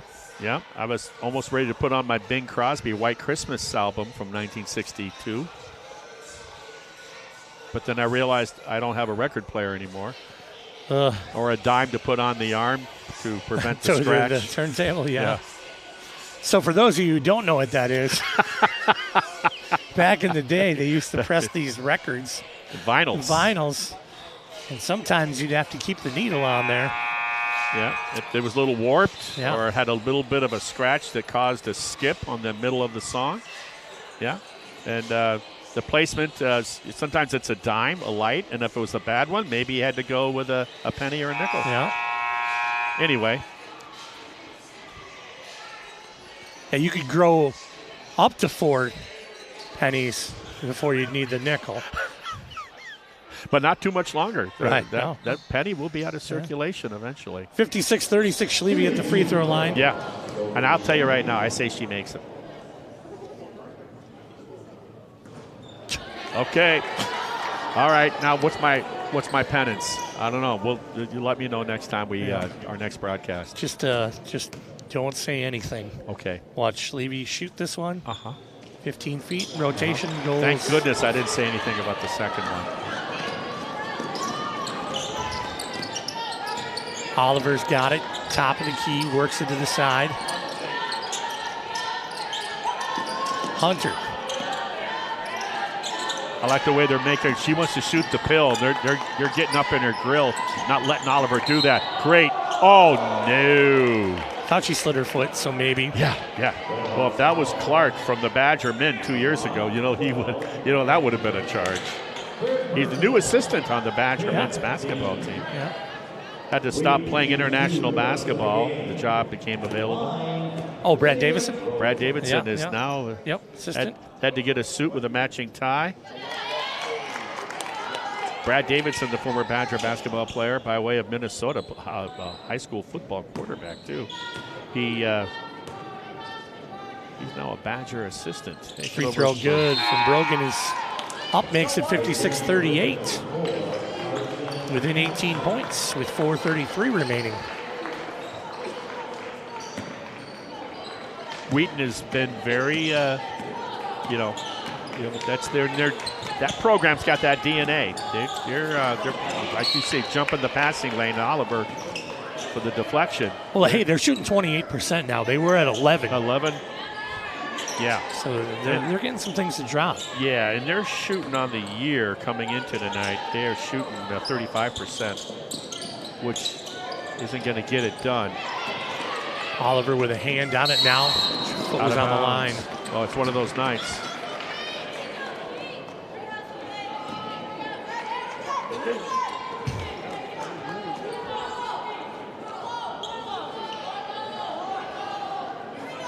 Inbounds coming from Van Horn.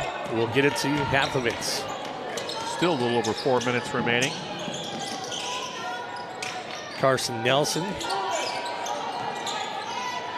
Schleve tried to get one there, but a hand on it, knocked out of bounds.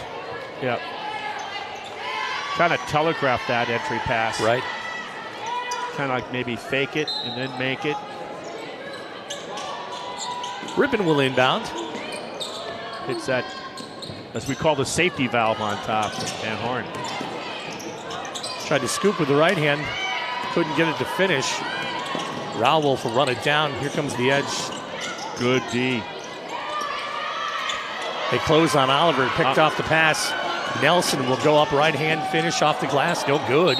Gets her rebound, but foot was on the line. Yeah, she hadn't established both feet inbounds before she made contact with the ball, and that's a no-no.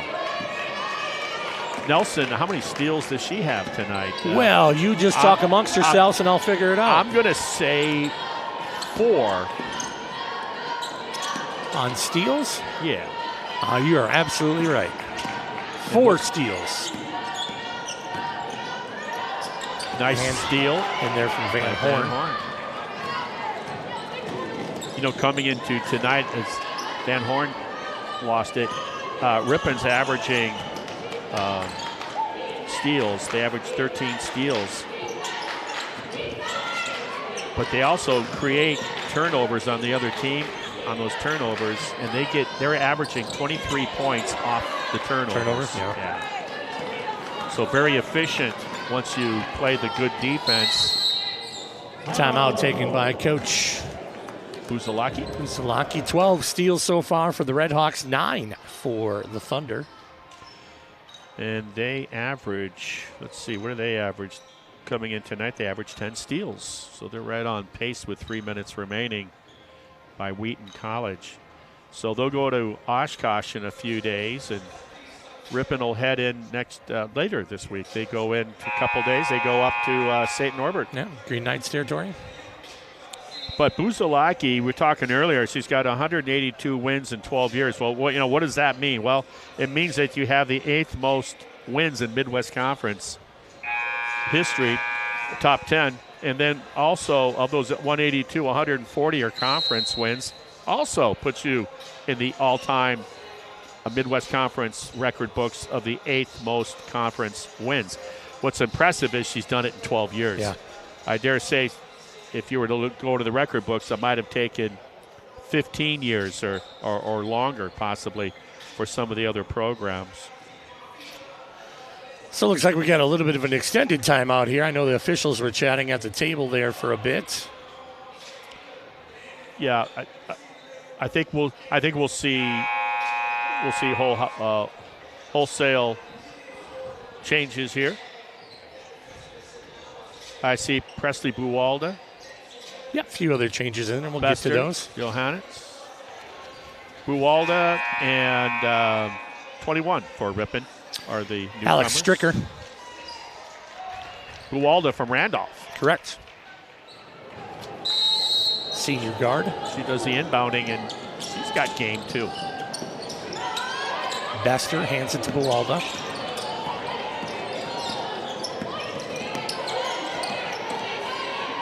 Look at that back door. Bester lost it, and foot was on the line for Brogan. And had the presence of mind, Bester, to basically, in essence, knock it off the defender, maintain possession. Buwalda will inbounds once again.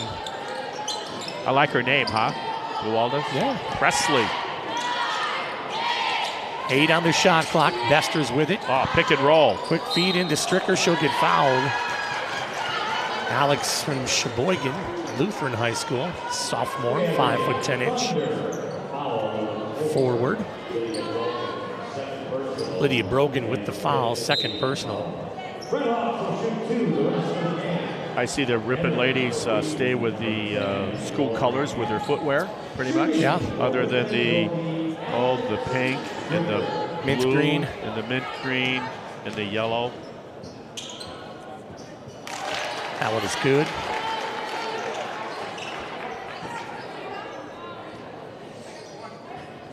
Second one on the way from Stricker.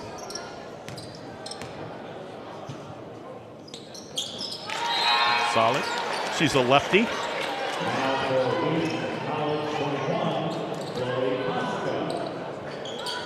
Brought in about a little more than 4 freshmen this year. Yeah. Got one out of New Mexico, I know. We got one out of the state of Washington, I think. Couple from Wisconsin, I think. Washington, Wisconsin. New Mexico is in there. Cheyenne, Wyoming. Oh, Wyoming, I said New Mexico, yeah.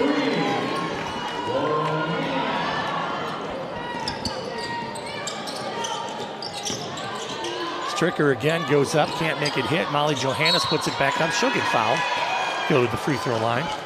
Great job of continue to attack the glass, both with the shot and with the offensive rebounding.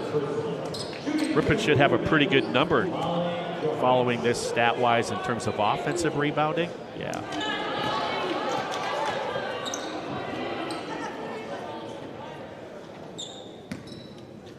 So 11 offensive rebounds for Ripon so far in this game. Nice. 20 defensive ones. So Buzalaki, I think, is probably then averaging, I'm doing this from memory, which is always dangerous. I want to say she's averaging basically in her tenure 15 wins a season. Yeah. This is what that comes out to. Maggie Glaus comes back in for Ripon. She saw some time early first quarter. Yes. Buwalda cross courts it just over the reach of Stricker. Last season they had 14 consecutive wins, 15 consecutive home wins. They had it from the previous season. Last time Ripon ladies lost a home game, you got to go back to February 3rd, 2024, regular season versus Knox during the 23-24 season. Right. So, and one of those wins last year to keep that streak going was over ranked Carroll University, which Ripon will be going to play again this year after upsetting Carroll at home, the game that we called a year ago. Free throw is up and good that time. Ripon started last season on a West Coast tournament up there in Puget Sound, Washington area, won that tournament. Free throw good again, makes it 58-43, 15-point lead for Ripon, minute 45 remaining. Buwalda across the timeline with it. Changing her speeds. A lot of feedback in there, just that was outside the reach. That was a gorgeous bounce pass by Bester. Buwalda might get called. No, they're going to call it on Stricker. That was one of those take your pick.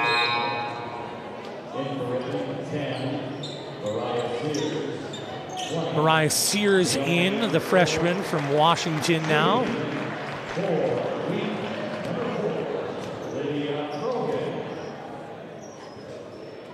Free throw up and good.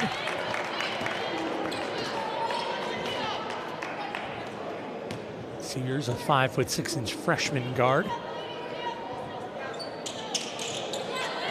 Yeah, so once again, Alyssa Fabrowski, was going to be the starting senior point guard for Colorado for the Wheaton team, and tore her knee early in the season and will not be able to play this year for the Wheaton Thunder.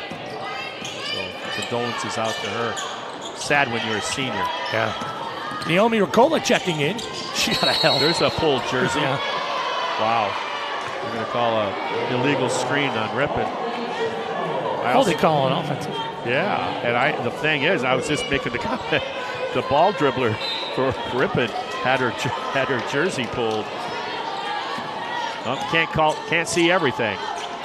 Ricola, a freshman from Sturgeon Bay. And Sevastopol High School. Like saying that school, don't you? Yeah. Say it again. Sevastopol. It might take me a while to warm up on that one, to say it. Brogan on the foul, 58-45, Ripon will improve on the season to 4-0.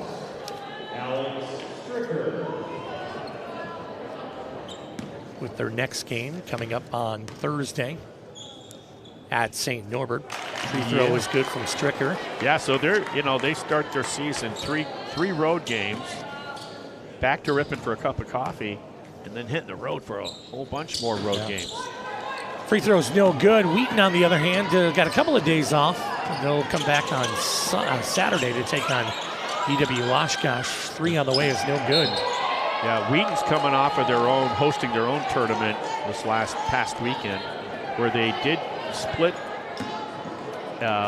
They did beat Lake Forest. Lake Forest, correct. From our conference.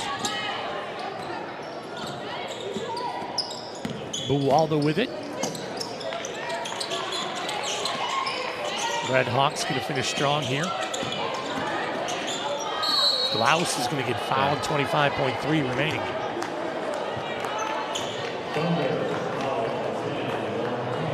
I think Glaus was thinking, what did I do? Yeah. She was in the middle of the Bermuda Triangle there. Don't think we'll make that 7:30 start time on the men's game since it's 7:19 right now. So right. A lot of whistles in this game. Yeah, right. A lot of whistles right from the get-go.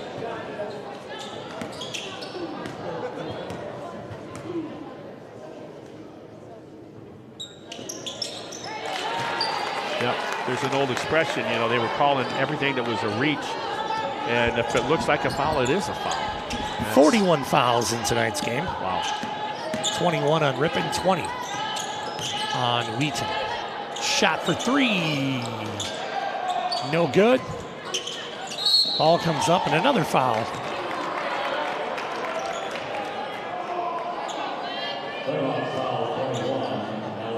Well, would you rather end on an even number of fouls or an odd number of fouls?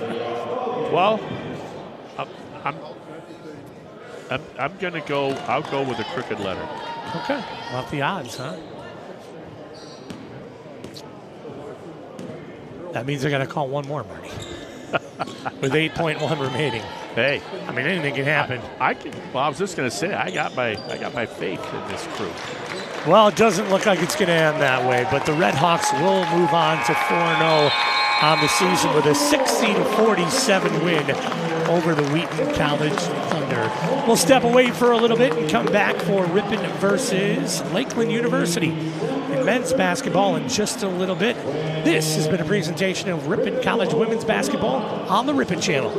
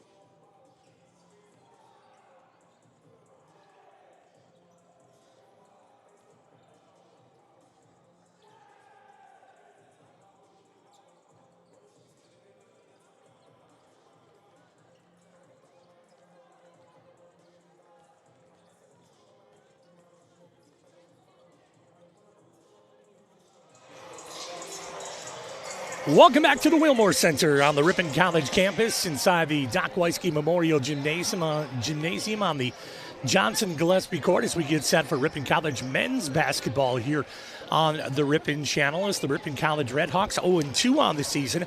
Host the Lakeland University Muskies, who are 1-2 on the season and 0-0 in the NAC. Martin had a chance to sit down and chat with head coach Kenny Finko of the Ripon College Redhawks, and we'll hear from him right now.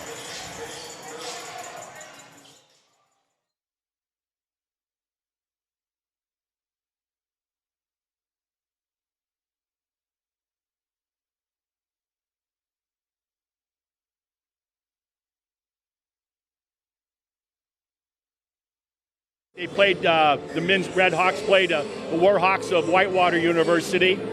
Had to go on the road for a couple of games, and now they're home again. Coach Finko, thank you for your time. Absolutely, appreciate you having me on. Coach, you're in search of your first win this year. Lakeland Muskies come in tonight, Lakeland University. What do you figure you got to do? What do I as a fan look for? What stat or what area do I look for to see if we're playing well and where we want to be? For sure. It's a talented group coming onto our home floor tonight. They're averaging 83 points a game. They're going to shoot a lot of early threes early in the possession, so we have to make sure we do a good job closing out with our high hands, force them into later shots in the shot clock. And then offensively, we want to try and dictate the flow and the tempo of the game. So starts on that defensive end, and we'll kind of go from there. And right now, we were talking before we went on the air. You're still trying to figure out a rotation and trying to figure out who works best with one another and looking for that chemistry. Yeah, kind of pregame talk. Kind of our message for today is like we got to be played more together and kind of more connected out there. So whether it's the first five that are starting the game or guys filling in off the bench, that's something that we're really going to try and focus on today is just playing for each other and then going from there. Okay. How are you health-wise? We're good health-wise, no major injuries, so nothing much to report there. Okay. I want to thank you for your time and good luck, and let's see if we can get our first win tonight. Absolutely. Thanks, Marty. Appreciate it. Thank you.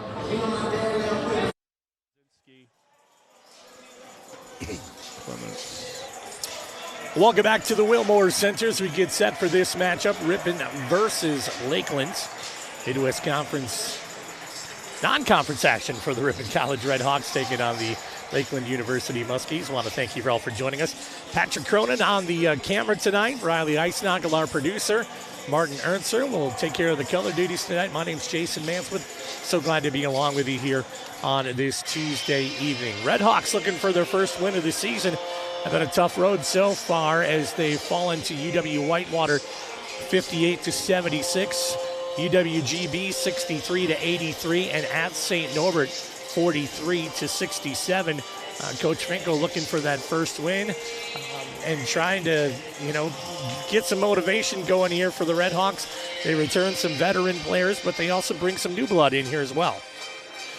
Jason, I thought they did a really nice job in the first half of that their opener against perennial power UW Whitewater, and they just did not sustain that same amount of energy in the second half of the contest. I attended that game the first half, and then I was able to watch a little bit online of the Norbert's game. Once again, they're right there in the first half, and then just a few minutes till halftime, they lost that edge, and they blinked first. And so I think Coach is looking for some continuity in his trying to figure out his rotation. He so much has said that in the pregame interview, and then has to look to sustain, if you will. The Lakeland University Muskies 1-2 on the season with their victory over Martin Luther back on the 14th, and then falling to Lawrence 79-93, University of Northwestern 82-90 on the 15th. They'll be at St. Norbert coming up later in the week and at Michigan Tech. Let's take a look at the starting lineup for Lakeland. Number 0, Jackson Dillon, a 6-foot senior guard from Menasha. Number 2, a 5'11 senior from Racine, guard Asanjay Hunter. They'll start number 3, a 6'3" senior from Luxembourg Casco High School, guard Peyton Mrotek. He's built like a football player from Luxembourg Casco. Number 10, a 6'4" junior from Brilliant, Wisconsin, guard Parker Braun. And number 24, a 6'5" junior from Gainesville, Florida, guard R.J. Hines Jr. Under the head coaching direction of Sam Schroeder in his 9th season with 85 wins and 108 losses. Those are the Lakeland University Muskies. Let's take the starting lineup now for the Ripon College Red Hawks. They will start tonight. Number 3, a 6-foot junior guard from Wazaki, Wisconsin, Seth Bunders. Number 11, a 6'1" sophomore from Heartland, Wisconsin, from Arrowhead High School, Sam Leone.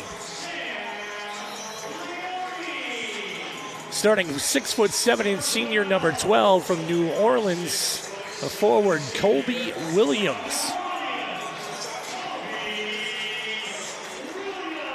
A 6'3" senior guard from Minneapolis, Minnesota, number 13, C.J. Brown.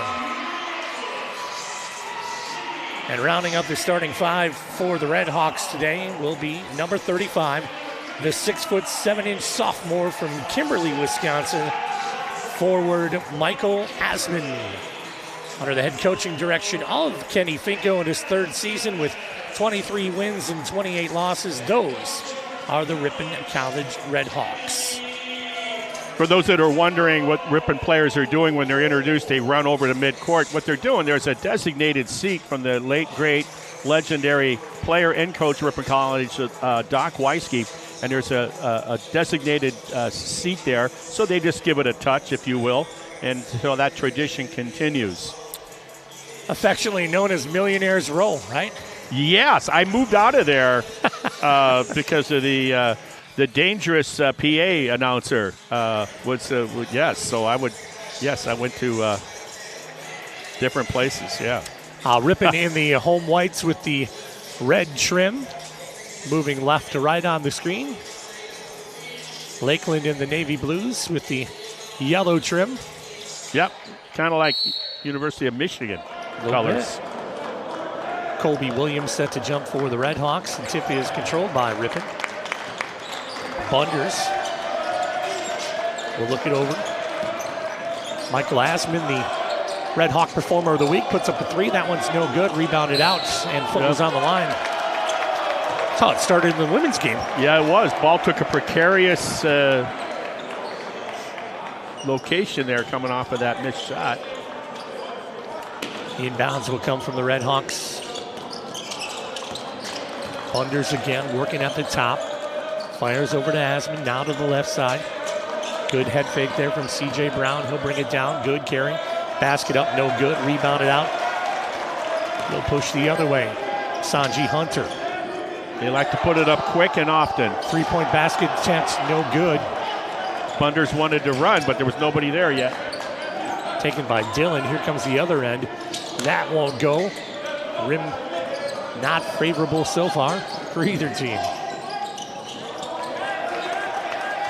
Hunter at the top of the key, right side. Senior for this Lakeland University team.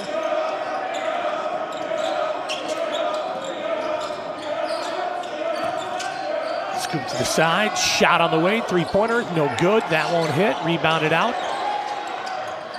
Over the head, but saved. Back out up top. There's a steal and a foul. And a trip.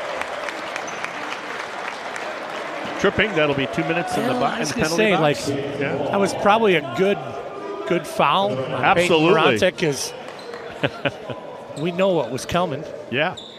Smart foul by Lakeland. Bunders will walk it into the forecourt. I should say Sam Leone. Shot on the way is up and good. Now that's interesting. I watched him in his first start against Whitewater. He never really got into the flow, never hunted his shot. So what does he do? Boom, right out of the gate. Good for the underclassmen. Pressure defense, man-to-man right now by the Red Hawks. Step back, scoop up. Basket is good that time. Yeah, defense was good. The shooter was better. R.J. Hines Jr. on the basket. Shot is good. This time for the Redhawks. Kobe Williams. Yeah, it was nice job by the guard to get that ball down low and feed the beast.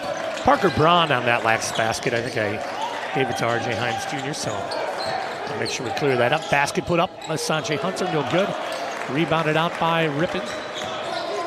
Kobe Williams. Leone. Left edge on the work. One-on-one. Kobe, right hand finish, good. Solid post play there early on by. Kick back out, round the top they'll go. Shot is no good, rebound right back in there, blocked by Leone. C.J. Brown on the catch, back out, Bunders 3, hits the front of the rim, no good.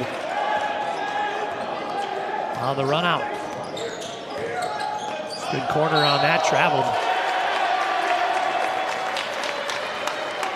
Jackson Dillon tried to make the turn. Shoe slipped out. Leone doing the inbounding from the same high school that his coach attended. Arrowhead. Talking about Leone, the point guard. Inside feed. Asman had a good week, or a good game last time out. Got picked this time. Yeah, he did. Dillon back, shot on the way. 3. Mratek is good.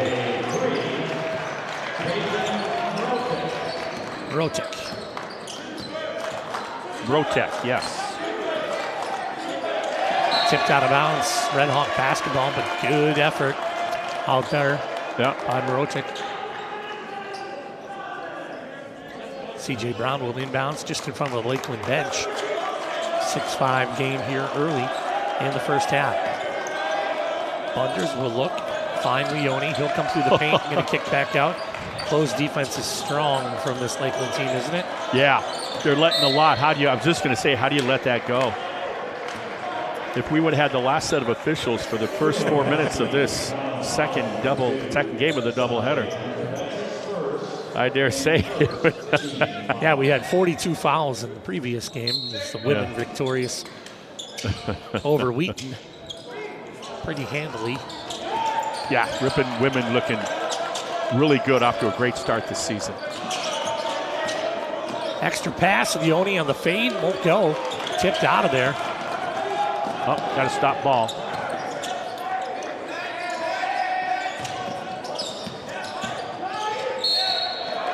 There'll be a foul going to be called on on C.J. Brown. Yeah, that's good basketball by the Muskies. Just breaking down with the dribble, just putting pressure on the defense and forcing their referee to blow the whistle. That's what that was. Good job. Jack Field, the junior from Wisconsin Dells, transfer from Marion University. Coach Finkel getting an explanation. He thought the call was the other way. But talk about difference of night and day. The way it was officiated, a lot of reach fouls in the first game we did with Ripon College women, and when they played Wheaton, Illinois, and now it's a different style of play. Free throws are good as the Muskies take a 7-6 lead.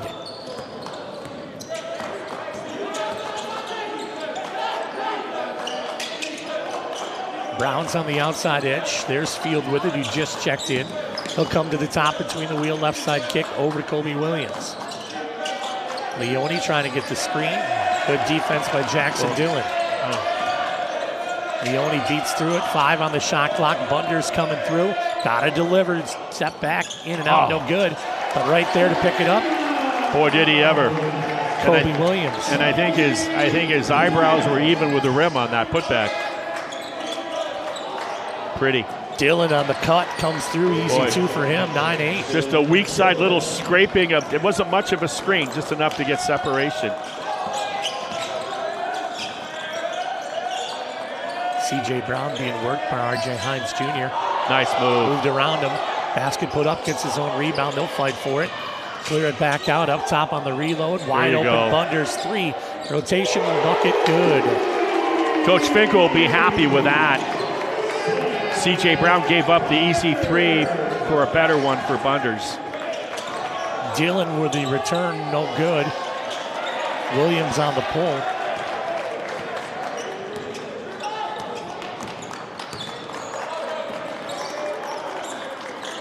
Look to the outside. Try to get one down to Kobe. They do. Jack Field in there for Ripon, number 42 with the ball right there. Just got blocked, but evidently the arm is not part of the ball.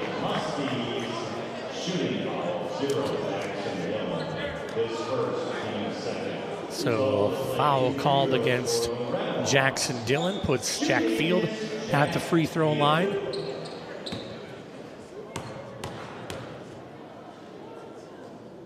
He's I'm not going to say it. Yeah, I will. I'm into that. He's perfect on the season for the free throw line. Yeah, I knew that's where you're headed. Yeah, and that's Jack Field from Wisconsin Dells. So he must have transferred from Marion University. Field on the next one. Good. Smooth. Pure free throws there.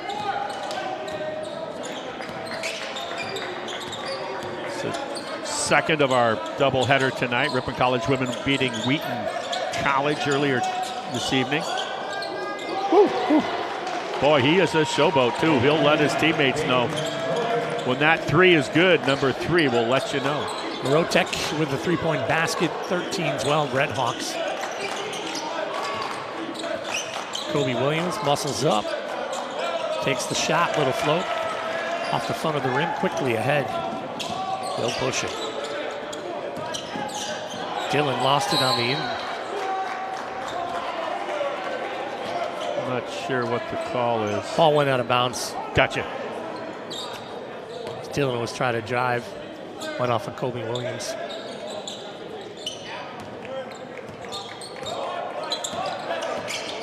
Cut through the middle, picked up. Rotek.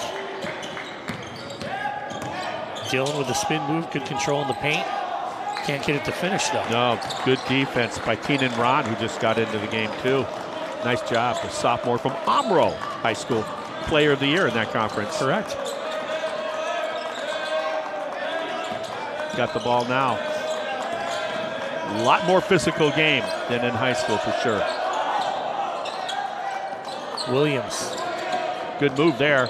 Basket up and good. You know, one of the things we talked about with Kobe the last couple of years is his hands weren't quite developed right? No, but it looks like he's picked that up. Well, and I looked that way to me in the first half of the Whitewater game, most of it. And so we got to see if that's part of can he sustain and stay with that improvement, because that is so huge to have your big be able to get that ball down through the cylinder. Charton Davis in for the Red Hawks as well. Bunders will go on the attack, come back, look it out to Field.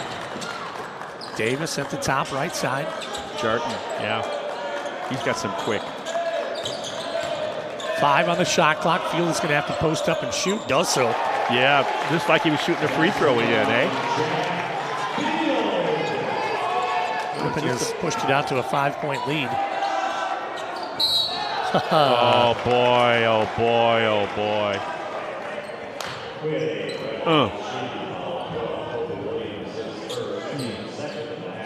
Well, it wasn't instant contact that made him drop. It was contact, a small delay, and then the drop. So I'll give it to him. Yeah. He played it right. Yeah. Max Justic. The point was there was contact, and even if it's a brush, right? If you just ever so slightly brush him. Misses that one. Get 3 shots on this one.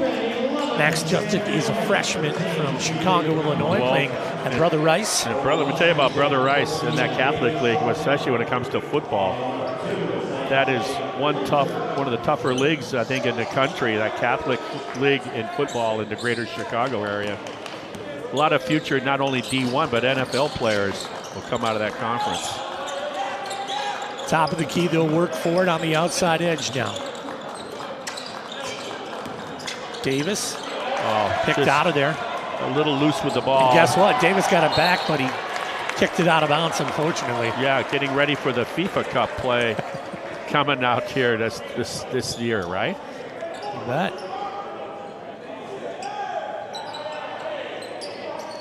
Let's see what kind of inbounds play Lakeland has. They look to score off the inbounds. It's a great opportunity to do that. Good defense by Ripon, making them to have to set their offense. Ron almost with a steal, and another paw on the ball. Good basket there by number 2. Yeah, it was, because he muscled, right? He muscled that to the rim. Sanji Hunter now the kick back out. 3 on the way for the Redhawks, no good. Tipped out of their field, has a big pull down. Comes out. Go to the floor. Yeah, it'll be a held ball. I like the way that Field tipped that ball to Ron. You could see that what they were trying to do. They didn't have position for the rebound, but they could tip it away like a volleyball. Just didn't quite work out for him. But I mentioned earlier how you got 2 seniors on this squad for the Redhawks, and you got 10 underclassmen. So right. What does that tell you?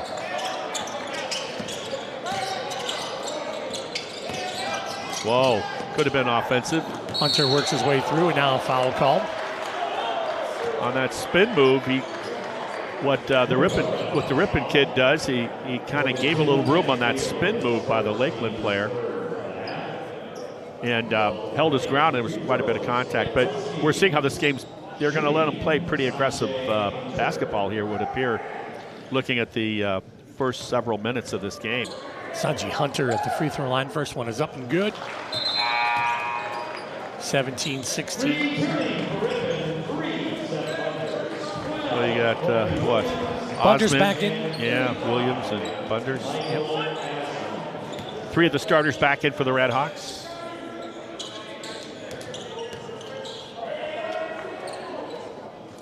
That one is good for Sanji. Tied at 17. Just about halfway through the first half. Bunders on the top side right. Trying to do that back cut. C.J. Brown, but there he is from the elbow. No good. Shot pulled down. No. Really not even close. By the Muskies, they'll go the other way. Good defense there by Williams. Hedging hard, jumps out. Shot no good, front of the rim miss. Ripon will come the other way with a Bunders on the drive. Yeah. I wish Osman would have stayed out wide. He might have been able to get that pass from Bunders. Got to move that ball, fellas.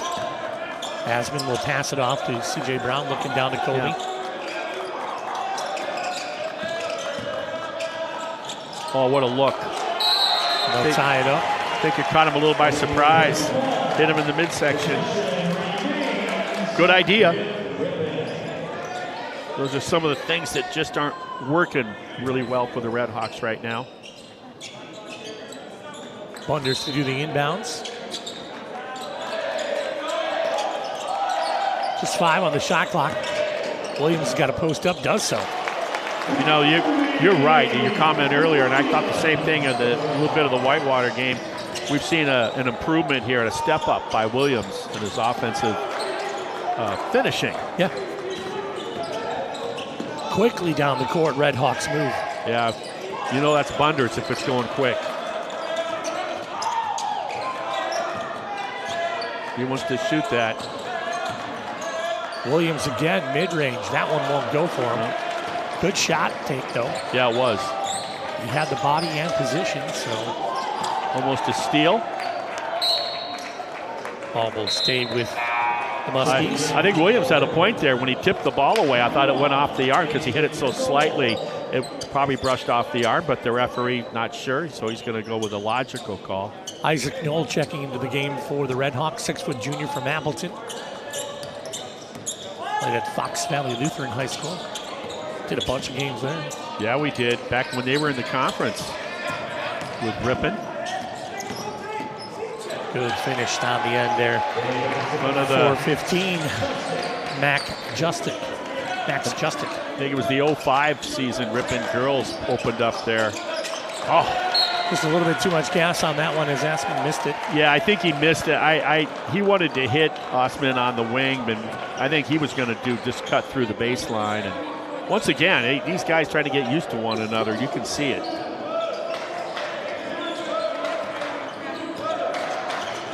You look at the women's team, and it's like those women, the way they play together, they've been doing it a long time. Right. Good move from Hunter in there again over the top of Colby Williams. Yeah, nice finish by Hunter. Leads the team in scoring, in fact, with almost 23 a game.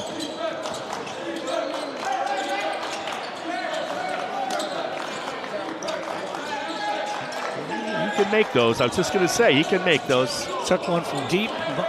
One and done. Yep. One and done, though. Ripon's got to get those offensive boards a little, but it's kind of hard to do. Nice. It's a little hard to do when they run a track meet and you got to make sure you're back with a bust out on a miss. Yeah, timeout taken by head coach Kenny Finko, 23-19. The Muskies have expanded the lead. Yeah, good timeout by Coach Finko. It's been a close. They've been up, they've been tied, they've been down, they've been back up again. Right now, a 4-point lead is about as big as we've seen. Yeah. Both teams shooting relatively okay. 44% for Lakeland, 40% for Ripon, so pretty close there. 2 of 9 from behind the arc for Lakeland. Ripon 1 of 6. Yeah, we haven't seen, nowadays there's no secrets from anybody with technology. If you want to watch whatever team, you want to focus on whatever players, right? So they know what Osman can do with the pill if left alone beyond the arc for the Redhawks. We haven't really seen him get an opportunity to really line anything up for artillery as we see that backcourt press by Lakeland. Leone over to the side. Speaking Michael of Asman, 3, no good. Rebounded out by Hunter. Low run down to the right side. Good move. Steps out. Yeah. Justic again for Good 3. kick. No good. Rebound comes down. Saved by Lakeland. Ripon's got to get their feet out of the quicksand and be a little quicker.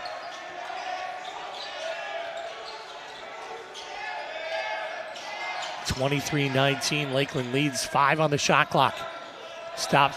Wow. Asman comes away with it.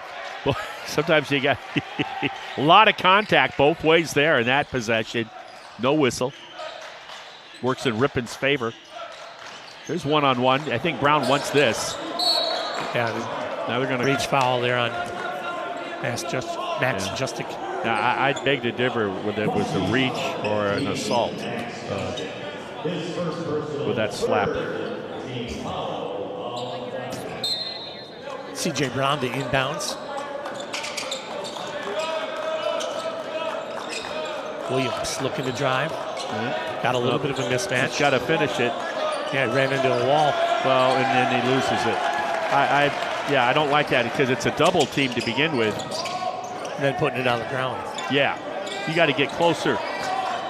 You got to be closer to the rim and catch that to operate. Good defense there by Ripon.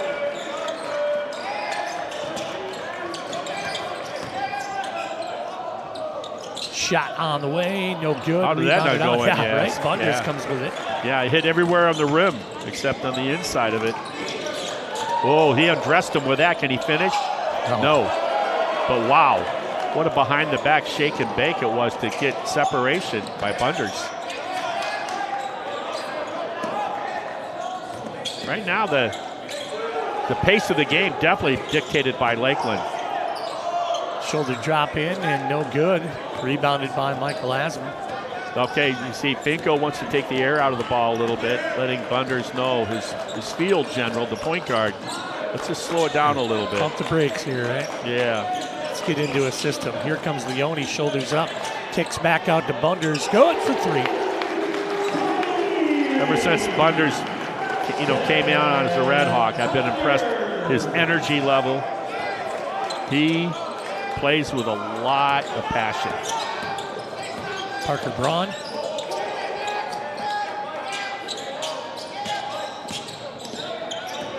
Sanjay Hunter working against Bunders.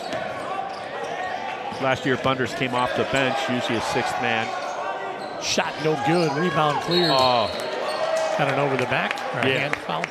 Yeah, it was a good box out by Brown, and forced a Lakeland player to have to try to play from behind and fouled Brown.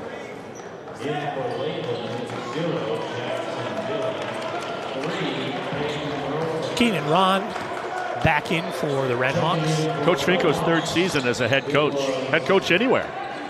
Was a half dozen years out of his alma mater, UW Lacrosse, as an assistant. Did a lot of recruiting. I like the way they're moving that ball right now. Ball comes out of there. We're going to have a foul called on Jackson Dillon. Right, you have the teams that can move so quickly, like we're seeing here. Yeah. And we go back to the first game, but who can control the speed, right? That's kind of where we're at right now. Yeah, and you know, that's not just in basketball, you know, right? You know, even in football, for teams that like to go over the top and strike quickly, for those that like to, you know, plot it out and you know, in a 12-play thing. Here, it's the same analogy in that you got a team that's averaging over 80 visitors here tonight from Lakeland University, and Ripon needs to not let them play at that pace. They need to take the air out, work their half-court offense, and then defense try to work down the shot clock. Don't let them get that quick look. Ripon on a 5-0 run right now. Yeah, they take the lead 24-23 here. Yep. Leone, Sam, like he's getting his first start of his collegiate career as a sophomore. Bunders, like I said, pretty much didn't start most of the time. He came off the bench, and he's starting point guard this year for Coach Finko. Jackson Dillon, good on the first end of the free throw.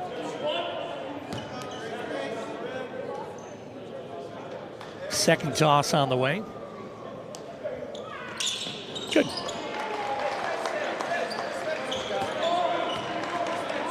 Coach has gone with a 9-person rotation so far for the Red Hawks. Get that ball screened by Williams. Yeah. There he is. Inside, pick and roll. Trip.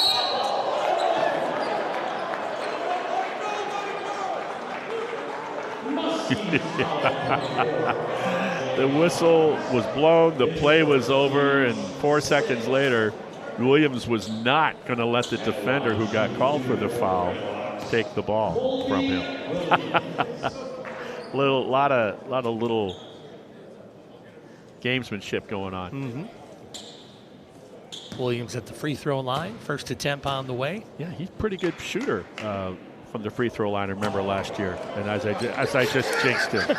See, I tell you, I don't back away. I don't shy away. I'm my own worst enemy, but I don't shy away from that. And I should have, shouldn't I? Yeah.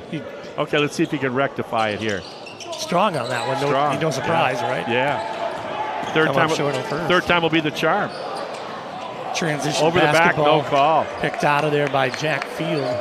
Obvious call on 2, but no call. All right. Ron inside nice. This time. Williams. It's not there. Kick it out again. There you go. Come and get the ball. Good point guard. Or off guard. Leone will kick back out. 3 on the way. Good. Oh, I like this kid. I like this former Amro Fox. Keenan Ron. Look at him back in there after hitting the deck. Dribble drive, come through, back outside edge. Shot on the way. R.J. Hines Jr. Good. That was still a good defensive effort there.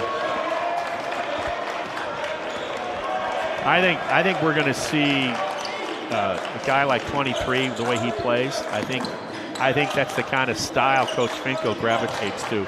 We'll see how his floor time, Keenan Ron, goes. You know, Bunders plays that way. Yep. He'll high finish out. Baby. Take it himself and give the Red Hawks a 29-28 lead. 3:25 remaining here.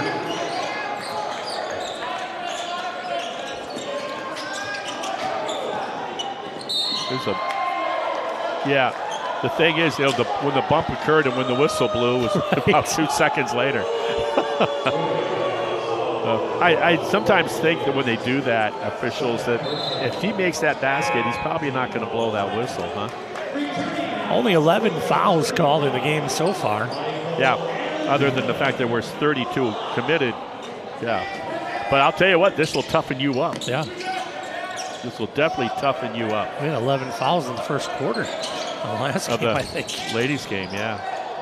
Try the reverse. Sometimes you just got to make something out of nothing. Didn't go. Good attempt. Bunders on the 3. Spacing is kind of out of whack right here. Yeah, a little bit. Boy, Ron is locked and loaded if he gets a chance. Has been fouled. That's a good call. You let that go, it's just going to turn into a food fight.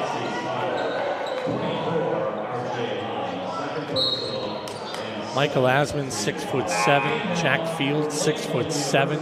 Keenan Ron, 6'4". Some good size in there. Yeah. Put Bunders in, 6 foot. Yeah, he's kind of got you kind of a small forward bodies, but these guys handle the ball pretty good for that size. Leone, 6'1". Asman, free throw good.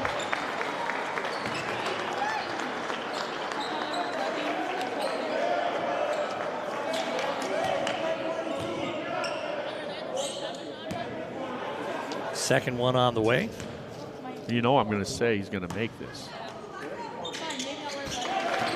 I don't even know why you want to get into that anymore. Well, because I'm at the bottom, right? I can't go. Wow, what a finish! I can't. There's nowhere else to go. True. That might have been the ultimate worst. Oh, without question. Pretty good shooter. Airball. You know, if I'm going to do it, let's do it, right? Sell it, right? Yeah. Let's. You're all in. You're all in, and Sanjay Hunter at the free throw line. That was something. Toss on the way is good. Tied at 31.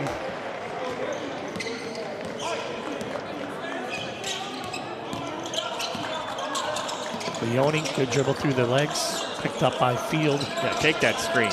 Yeah, I was going to say, come on up, look for something. Yeah. I like the way they're moving it here. They're going to create space for shots. Good pick down there by them. Good try, trying to re-steal the turnover. Got called for the foul. That's Keenan Ron.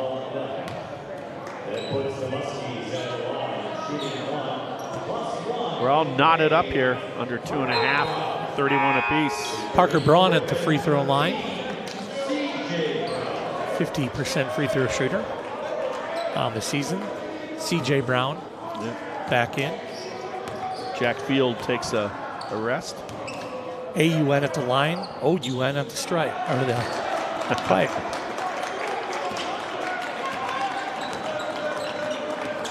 Missed that free throw. Notice I didn't say anything before. No. Ron gets it down to Asman, 2:11 and counting. Bunders with a quick feed. He'll go to the rack, get ball knocked out of bounds. Like the attack, trying for the foul. I always like, with the team, the other guys always point the other way. They think they can convince the official. Everybody does it. They're going to call the hold on 3. Mr. I believe, he's from Luxembourg Casco. Right. We talked about it before. He got hot with the threes to start this game, made a couple early on in the first 5 minutes or so. Cooled off a little bit.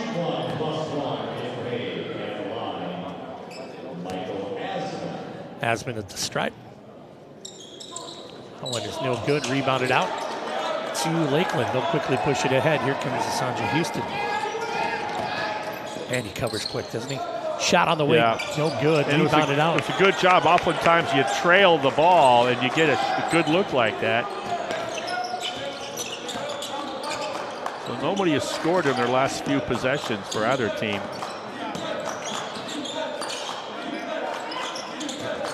Get down to 90 seconds here till half. Wide open Ron for 3. No good. Oh, in and out. Justic over to the side. But Ripon doing a good job holding these guys to low 30s right now in the first half.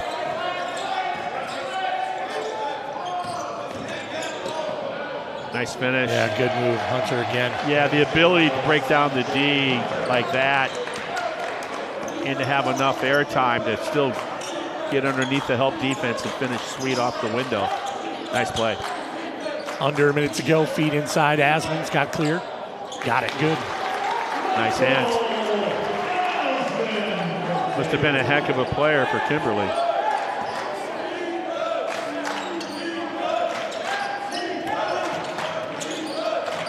They'll work to the outside edge, looking for something to come up through the middle. Nothing there. They'll drive instead.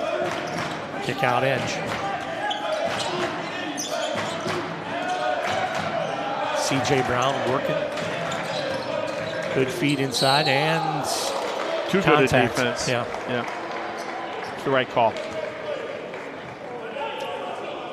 Yeah, the whole key here for Ripon is, one of the hardest things to do in basketball is to close out under control. And when you're playing a team that likes to, everybody's shooting from the bleachers in a rather hastily manner, you close out on them, they take what you give them and they get the blow by, and then everything, when the ball gets in that lane, everything goes to heck. How confident are you in your shooter when you got 77% of the line and everybody's off of it? Yeah.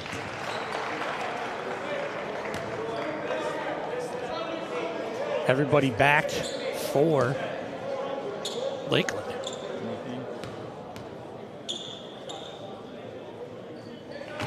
Made them both to give them a 2-point lead before the end of the half. Number 2 with the 2 points for the 2-point lead. Shot clock is off, 20 seconds remaining.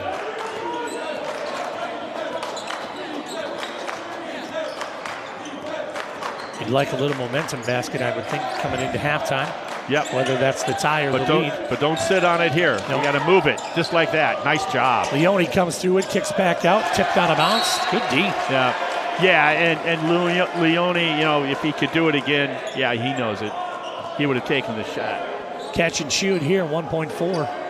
Yeah, he even got time for one dribble if you need it. Asman, turnaround, spins, not gonna go.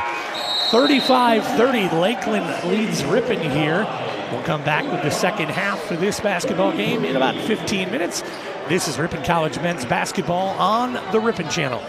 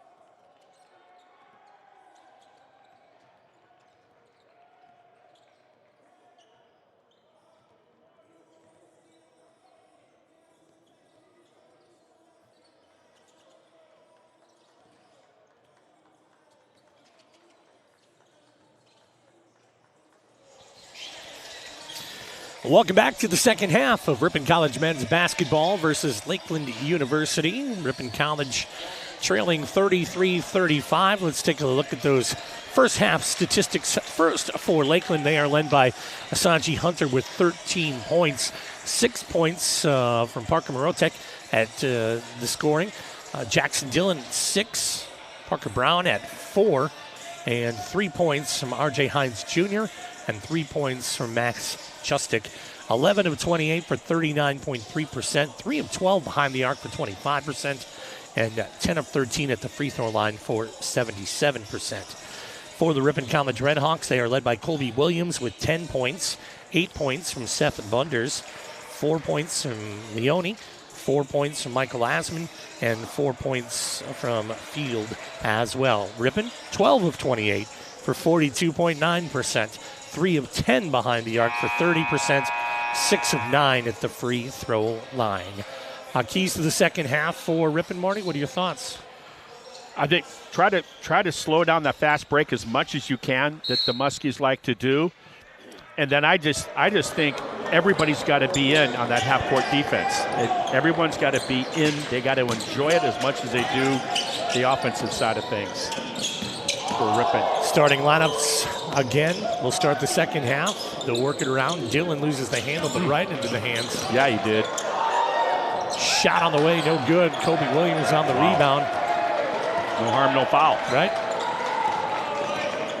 R.J. Hines Jr. on the action with it. C.J. Brown at the top right. Leone will fire it down, and now a call on the outside edge. Let's see if they're going to tighten this up a little bit, because that seemed like a pretty much within the reason of playing, and all of a sudden we get a kind of a ticky-tacky call. A lot of times, don't kid yourself, those refs, they always talk about it, right? Yep. They're talking about the game at halftime as well in the locker room. Fadeaway jumper good for Bunders. He really likes that, doesn't he? He likes that mid-range jumper, and he dribble drives and pulls up. Pretty effective with it, Bunders is. Look at this. Largest lead of the game for the Redhawks has been 5 and 4 for Lakeland. And Leone shaking that off a little bit. Right ankle looks like he's wiggling around. Nothing like a baseline cut to get it going, right? To be young again. Yeah. Bunders on the head fake and the drive. Man, he finished. Got a facial. Fearless, isn't he? Yeah. Jackson Dillon will get that foul. That'll be his third. Bunders will get the stripe action. Yeah, I haven't seen a clothesline like that on a basketball court in quite some time. More reserved for the wrestling ring? Mm-hmm. Or the entertainment ring? Second toss on the way. So neither team in the first half was able to establish themselves. Had a one-possession game at the half. Good hands by Bunders. Kick, Ripon basketball. And what he's saying is not only was it a kick, but it was deliberate to prevent the off player for Ripon to pick it up. Oh, they pointed the wrong way. Yeah, he did. So he was saying it was a deliberate kick on Ripon because that's a judgment call. So he says Bunders kicked it deliberately in his interpretation. Sanjay Hunter, leading scorer. Good help by Bunders. Dillon will come through, basket and the drive, and good. I can't fault him, Seth, for helping recover in a good play by Dillon to when he tried to close out on him, he took him off the dribble and forced him into a foul, and now a end one opportunity. That one is a little strong, but goes down. Yeah, strong enough. That women's game, we had that one that was short on the springboard on the front, dropped through, and just the opposite that time.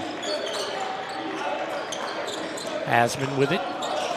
Runs to the top side, kicks over to the left edge. Williams, I should say C.J. Brown, comes around. Basket up and there good. You go. 15 feet. And how many times have we seen him pull up at the elbow? That's his comfort shot. 15-footer from the elbow. Colby Williams closed that one out and got a hand in the face of R.J. Hines. Yeah, it might have been the difference for sure. Yeah. Big wingspan. Look out. Don't bring it down. He does. Goes in. That one tipped out. C.J. Brown has to hustle on that. He could have had that rebound. Sanjay Hunter, and that one's tipped from Michael Asman. And here comes Ripon. Brown will close behind Bunders. Ripon 39. Muskies 38. Make it easy for the official. Right. I'll help out the official. Yeah, why not, right? Yeah. Looking at the Red Hawks schedule a little bit down the line here. Of course, they will be traveling to St. No, they already did. Yeah, they played ourselves. Yeah. They're going to be traveling to play Milliken. Milliken? Yep, Milliken coming up on the 21st on Friday night. Yeah, and then after that game, they're going to play the following night. On Saturday, they'll play the winner of, Stevens Point? Stevens Point and Bethany Lutheran. There you go. And non-conference action against Carthage College. And Lakeland jumps right into, they're going to St. Norbert. That's where you got the St. Norbert thing going. Yeah. Lakeland will be traveling to St. Norbert on the 24th. Michael Asman at the free throw line. How come St. Norbert's gets all these home games? Ripon went to St. Norbert's, the men. The women will be going to St. Norbert's. And Lakeland's going to St. Norbert's. Must be a lot going on there. Shot on the way of Sanjay Hunter. No. Yeah, see? You shook my hand and now it rubbed off. Here we go. Yeah, how'd that thing go in, right? Yeah. Colby Williams over to the right side. That ties the game with that three bouncer on the rim. Good by Lakeland. Boy, it got quiet because I could hear the official through my headset. Here comes the inbound.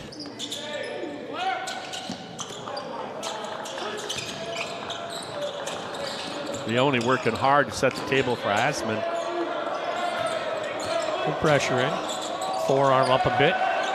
Yeah. Max Justic will get it off to Dillon. Good. That breaks the tie. Bunders on the drive will throw out to Leone. Just see how physical it is. The defense pushes. Asman will have to finish at the rim. Can't get it. Williams had it, lost it, tried to tip it back in, picked out of there. Hunter on the run out. Look out. Dillon three, won't go. There's that pace again. Very, very upbeat. 4 minutes gone here in the second half. 43-41 lead for Lakeland. Wow. Coaching staff for Kenny Finko in his third season. Josh Mills, been here forever, right? Yeah, through the Gillespie and Ryan Kane era. Yeah. Tyler Dungara, Jared Ruffin, Trent Jones, Jalen Mahone, Logan Latham, and Matthew Kelsch. That'd be a pretty good pickup team right there for Noonball. I think so. Oh, yeah. Trent Jones, the former Dodgeville Dodger. Shot on the way is good from Justic. Player of the year. Correct. Tied the biggest lead they've had so far of the game. Here's Sam gets a good look. Look at that. Leone for three is good. All of a sudden, somebody forgot that 11 was on the court, and he said, "Thank you." So Sam Leone with the points makes it 45-44 Muskies. Speaking of Leone, did you know that pepperoni is not from Italy? No, how's that? See that connection, Leone and pepperoni? Pepperoni was actually from Brooklyn, New York. I'm sure he's very appreciative that you brought that up for the game. I did, by the way. I get so jacked up on the recruiting of this that Coach will always share. Let me know who he's looking at, then I can go and watch highlights. And Sam was very crafty in high school at Arrowhead. All right. Yeah. Very crafty. I can see why he's starting his sophomore year, starting for Coach. And he's patient, right? I mean, you don't see him hunting his shot. We did see that little 10-footer to start the game. Quick patience, though. Yeah, good way to call it. Good way to describe it. Sanji Hunter to Jackson Dillon. Back out. Here comes Justic. Picked out Good of there. hands, Bunders. Bunders. Did you finish it? Ball on the ground. Jump. And that's Ron down there. Held ball. Ripon will go to the Red Hawks. Jose Gonzalez out now for the Red Hawks playing. 6'3" freshman from Milwaukee.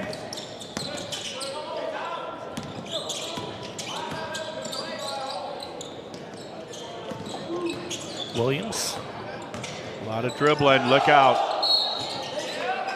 They'll get him on the Lakeland on the foul. Hey, I'll tell you, as soon as, especially a big that far from the rim, dribbles and with his back to the rim, you double every time. That time you get caught with a hand in a cookie jar, foul on the defense. But a lot of times we've seen where that results into a strip and an easy two the other way. Gage Cornell, senior from Manitowoc, in for Lakeland. One-on-one, he wants to go. Good there by Williams, recognizing the double team so someone's open. They'll fight him through again, travel. Yeah.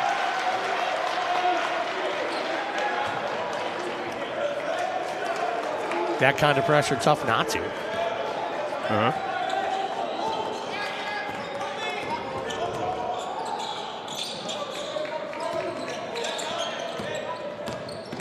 Justic to the right side. He'll take the three. Left hand release, good. Left his man to help and try to recover, but ball reversal real quick, gave him the open look, and he delivered. Bunder's got to release and now foul. Yeah, and he knows it too. C.J. Brown will come back into the ball game for Ripon, as will Keenan Ron. No, Keenan Ron's been out there. Yep, he'll do the inbound. He's just blending in with the Hey, these the double bench. headers, this is early in the season for us on these double headers. He was blending in, especially with the coach's beige coat. Uh-oh, uncharacteristic unforced turnover on Bunders. Whoa. Ball's got a string on it. Cornell back up to the top.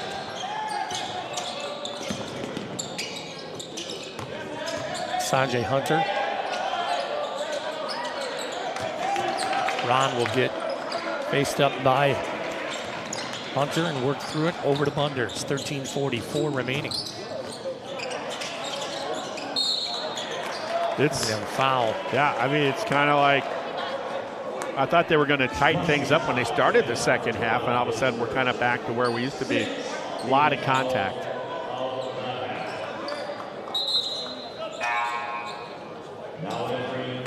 Michael Asman in. Lakeland certainly plays a very spirited game.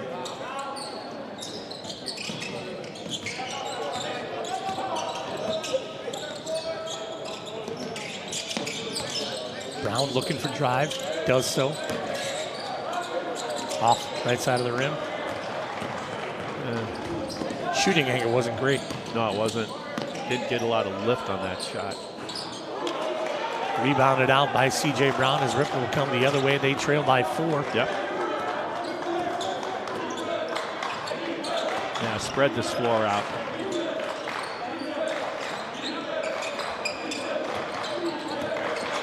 Ron at the free throw line, back over to Asman. He's trying to post up base. Get ready to crash the glass. 8 on the shot clock. Bunders will take this. Soft touch, mid-J, no good. Rebound. Good job stopping the ball, Bunders. Take Got away in front that of it fast quick. Got beat on it though that time, but missed the shot, did Sanjay Hunter. Yeah, the point blank shots. Sometimes they're too easy.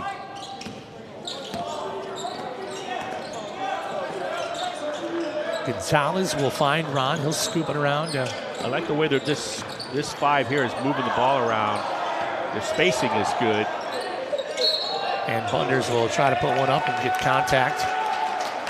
It appears Seth has figured out how to create that contact.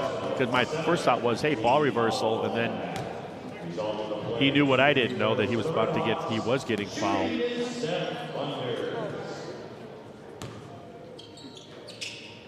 Bunders free throw good. Here comes Leone back in. Jack Field in now. First action of the second half for him.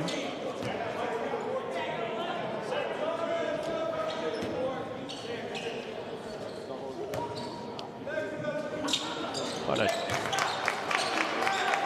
10-person rotation here in the second half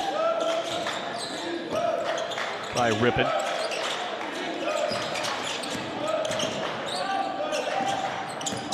He'll go baseline, shot put up, no good. Rebound, Field had it, lost it, out of bounds. Ripon basketball. Once again, if you saw what I saw, there was body on that shot, right, but they've been letting that go. I mean, if the contact is around the ball, maybe you get the whistle, but they're okay with the hip checks both ways. Next broadcast here at the Wilmore Center coming up the night before Thanksgiving. Yeah, that'll be the men from Carthage College, a top 10 team. Comes in. Riley Brooks, former Ripon High School star, in his 3rd season. 3-point on the way, no good. Okay, this is right here. Ripon needs to come away with points with a tie or the lead. Right now, right here. But don't sit on it here. Don't sit on it. Oh, man, that was. I don't think that play was drawn up. No. Came through the legs, picked up. But I do not like the ISO with the dribble like it's an NBA game kind of thing. And it just doesn't work at this level. You're letting the defense reset and get a chance for the steal. It's a lot easier to double the ball when you don't come with a rear view mirror. Timeout taken on the floor. That game against Carthage, we'll have it for you. I think Crete might be on that call with you that day. So everybody's been asking. They've been tweeting and creting and tweeting. As who's doing that? Crete. He's the baseball player. Does a great call for us here on the Ripon channel. He's got serious his name. Flow. I mean, his name. Come on. All right. I mean, he was made for communications, right? Yeah. Crete Slattery. Yeah, he visited us up here. Yeah, good chance to catch up with him. Yeah. Talked about fall ball a little bit and playing well, and DH position that he's playing with the left fielder, I think, too. So, but he'll be on the call of that game with Martin.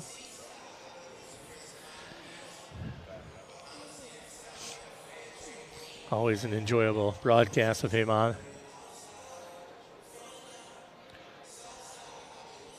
You know, what we were going to try to do is maybe see if we could get Bryn Carlson up here to do a couple of the basketball games on the women's side, but she decided she needed to manage the women's basketball program. So, guess what? It's me. Hey, she was a nice player at Ripon High School in a program that was kind of back and forth. She was really one of the few stable players, and made it look easy. Natural athlete. Comes to Ripon her freshman year.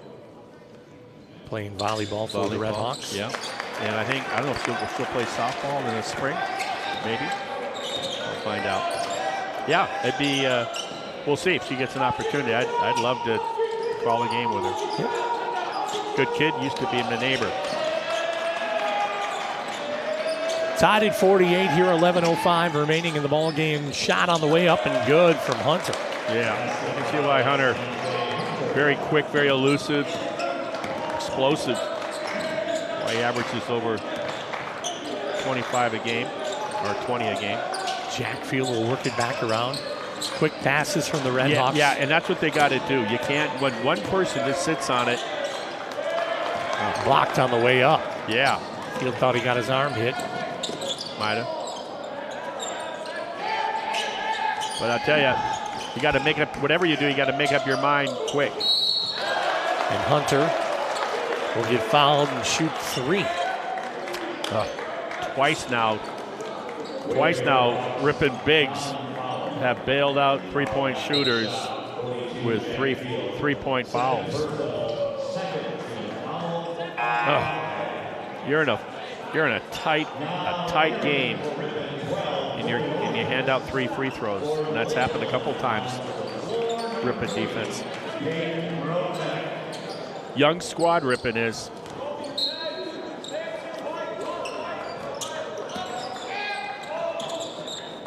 Muskies lead by 2.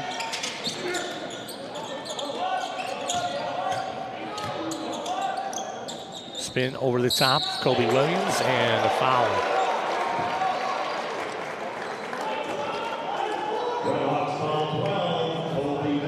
Yeah, I thought Williams walled up just great, and his arms were straight up, so I don't want to hear about one of those. I was. He's looking for a little clarification, I think. Well, I think when the kind of the way this game's been called, I thought it was great rotation on the defensive side of things by Colby Williams, and walled up straight up, didn't reach in, and got the whistle anyway. But you give credit to the shooter for creating the contact. So it's still a 4-point game, getting to the halfway mark of the second half here. Ripon trailing by 4. Michael Asman will find Seth Bunders. Shot put up, no good. Rebounded out. They switched, when Justic came in, they pushed him over to working on Bunders. It slowed him down a bit. Yeah, it has. Basket in the end, and the finish is good for Jean-J Hunter. Yeah. That's got to be the third, I'm thinking the third foul on Bunders. I think it's second. Second, right. Let's hope it's the second. Nice finish by Lakeland. They're finishing around the glass, something Ripon hasn't done with any type of regularity. I think that's the difference of the game right now. So timeout taken. Under 10 minutes here, 48-54. Red Hawks lead the Muskies. Appreciate you joining us here on the Ripon channel. Want to thank our broadcast crew for all their help. They set all this stuff up. Yeah, they do. And then we just show up. Isn't that great? And then when we volunteer to help them take it down, they say no. They say they're just like, no, go. you guys are going to mess this up. Yeah. I mean, we even got the, sometimes our crew, they'll say, hey, Marty, can I start your car up for you? Yeah. What do you like? What do you like on your cheeseburger? I mean, these guys are awesome. Yeah. Widgets and whatnots over there don't necessarily know where they all go, so they don't let us touch them. No, we get our, and rightfully so. We get our hands slapped. We go anywhere near a slide or a button. Yeah, not having that. Yeah, it's 54-48. Ripon down by 6 after that last. Pretty tight game when it comes to shooting percentage. Ripon 39.5% and Lakeland at 39.1. So and I'm in there. I'm thinking Lakeland's gotten more attempts, would be my guess. They do. 46 attempts compared to Ripon's 38. So, and that would fall in line with their style of play. Sanji Hunter at the free throw line. Fun player to watch. Yeah, he's he's got this very way of going from 0 to 60 rather effectively and under control. They're running that little wheel, but they get the ball in the wrong angle. Close out from Jarton Davis, and good job by Davis to get back and make him earn it at the line. The two Ripon players got fooled there on the high post. He was going to give it back to the guard, and the guard thought, "Oh, I'll give it back to you, get separation. I'll use you for a screen." And unfortunately, the screener had already given up the ball with no one there. If that makes any sense. Ripon needs to figure out something right now with 9.5 left in the game. Now we're getting distance. Biggest lead by either team right now. Lakeland with that lead. That free throw is good. They extend the lead to 9 now. Biggest lead of the ball game for Lakeland. Yep. And so all these, they got to be quality possessions. No turnovers. There's a great look. Nice job by Slim sliding down the lane line, and a good find by Bunders. Good execution and finish by Williams. Now you get a stop and another good look. Post up, turn around, basket blocked this time from Jarton Davis.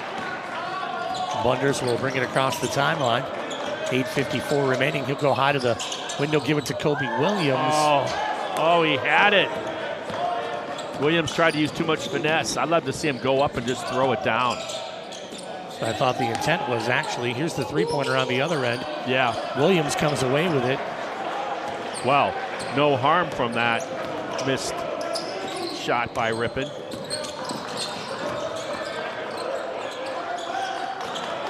Go, go, go. Williams will work it in this time. Basket won't go. Needed that one. Yeah. Williams will have to earn it here.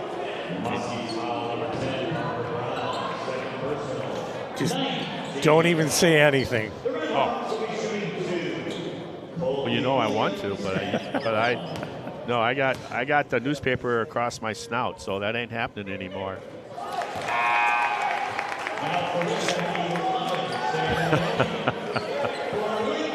That might have been one of the best broadcast moments we ever had. Oh yeah.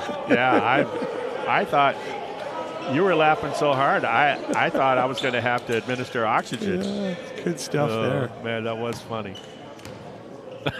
Williams, here we go. Free throw. That one's good. Oh yeah, back to back. Here we go, baby. Okay, can we get another stop here? You got to think. One possession at a time. There's almost a steal by Williams. That long sleeve length. 5-point lead for Lakeland. Justick coming on over. Jackson Dillon. Ooh. Oh, ouch.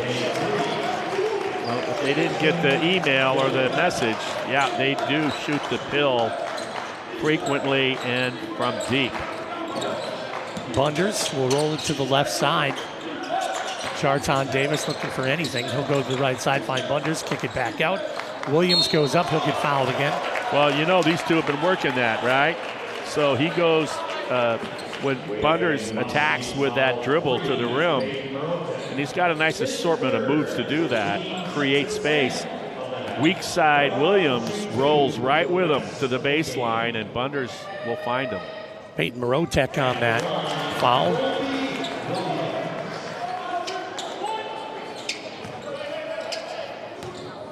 Williams again. On a roll. You can bet I'm going to keep quiet. Well, after he missed the first two, he's been good. Yeah. Why would I ruin that? Here we go. 60-54, Muskies lead. Closeout, not under control. Justick with the basket. Came out too high on the closeout. That's a simple adjustment. You got the baseline you can use as a second defender, too. C.J. Brown at the top left. Bunders will look for some help. Boy, they don't like to set those ball screens. High, finishing good for Boy, Bunders. that's tough. Yeah, you give him space and let him operate. Bunders has shown last year and this year. Wow. Sanjay Hunter misses. Rebound comes out from Kobe. Nice block. C.J. Brown. Yeah, I'm not sure who got the hand on that shot, but it was a nice job. Bunders took a tumble, but rolled back up, ready to go. Yeah, the spin move. Leone behind the arc will feed it down. Get out of that corner. Get out of that corner. Dribbles through, finishes. Basket up and good. He got out of that corner. That was a strong move. Very. His best, in fact, the best I've seen this season early on here. In only the second home game of the season. Ooh. Kick back out. Here comes Justick. No. C.J. Brown will pull the rebound. Ripon will come the other way. He'll bring it into the full court. Charton Davis surveying the floor, looking for something. It's a double. You can't go there. There you go. Leone's got clearance. He'll come through, kick it out to the edge. Bunders 3. No shot. Out of bounds. Out of bounds. Well, we saw that in the women's game early to start the game against Wheaton College, and now Ripon did that. I said normally we see that in the men's games where you're spacing the court in your half court, and I don't know if players over the years now have gotten bigger shoe sizes, if that's the problem, or what, but it seems to happen a lot more nowadays than it used to. 3 on the way, Dillon, no good. Shot on the way again, no good. Oh, and he was able to step into it. They're going to call Leone on that. Foul on the floor. That's frustrating if you're Ripon. They're working so hard to get it from 8 down to 5. That's back at 8, and they chisel it down again to 4. Looked like they were going to get a stop and a possession, and got a foul. Got to dig in. Got to dig in right here if you're Ripon. Hunter off the screen. He'll come through. High release. No good. Tip back, How back was out. that not? This ref said all ball. Well, it was with the hand, but not in the arm. Ball out of bounds will belong to Ripon.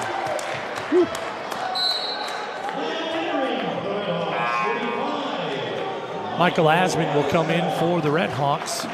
Asman, Bunders, Williams, C.J. Brown, and Leone. Starting 5. Just about 5 minutes left. There he Quick is. cutter inside. C.J. Brown. Basket is good off the glass.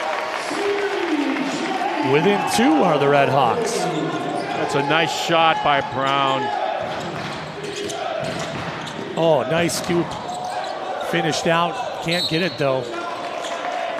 Great move there by number 10, Parker Braun.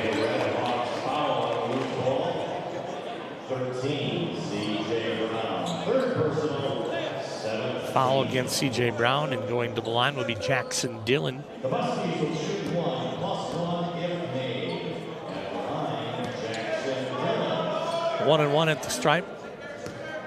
Ripon in the double bonus. Making their free throws, Lakeland, when it matters, too. Yep.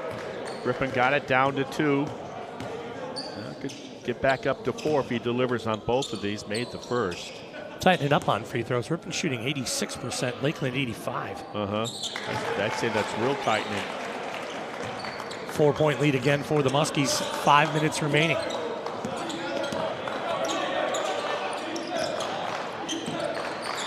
Colby Williams on the outside edge. Here's the guy that has not gotten involved with the offense a lot. Osman. Leone will throw back up. 6 on the shot clock. Bunders back to Leone. He'll step in. Good move. Man, you got clearance. Squared up. Yeah. Hit it. Nice off-guard play, huh? Forgot something there, Hunter.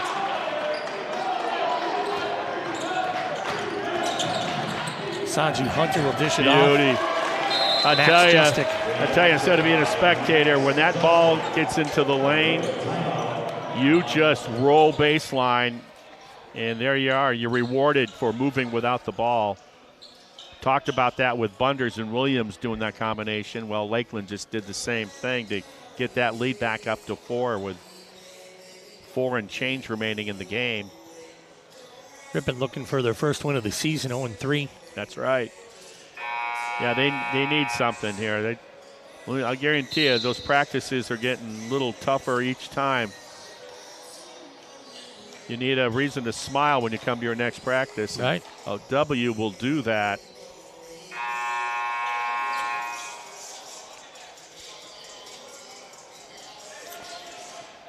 Michael Asman will inbounds and find Seth Bunders. 4:15 remaining. Strong with the ball.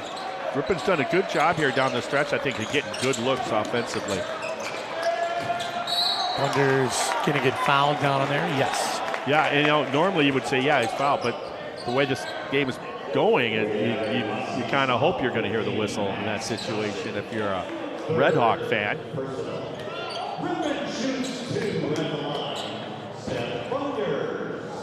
Thunders will toss 2 from 15.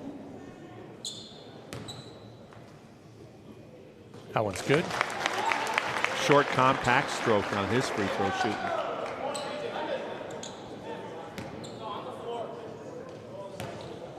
One dribble, shot, don't go. 66-63, 4 minutes remaining. Kind of knew the way this game was played in the first half. You kind of thought this might be this kind of a finish. Close. Brown, good job defensively. Good movement around. I thought he walked a little bit He there. did. He shuffled his feet. All right. Now a foul against Ripon. That's one thing they haven't been doing. They have not. In fact, I can't recall a travel call made in this game. Williams got called. Williams got called for dragging his pivot, and that wasn't like in the traditional sense of a travel. He just decided to switch pivot feet. That one goes in. They whittle it down to 2 or 3, and then Lakeland comes back and makes it a 2-possession game. That's a good free throw, 68-63.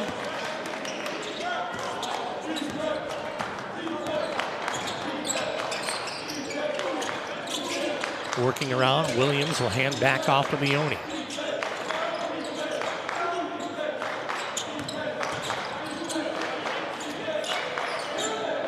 Hasman will drive down low, work the run, left hand, right hand move. Change, over. Well scouted. They say we're not going to let Osmond beat us with the 3. And Osmond attacks the rim instead. Jump stop, turn around, basket up, no good. Rebound, chance to tie here. 3 minutes remaining.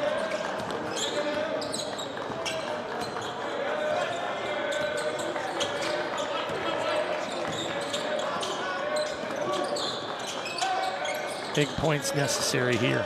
Got to get something. Williams backing it down. There you go. The edge. There you go. That's what they were looking for. He got what he wanted. Good look. Couldn't get it. He hasn't had. I think he's had 2 of those in the entire game.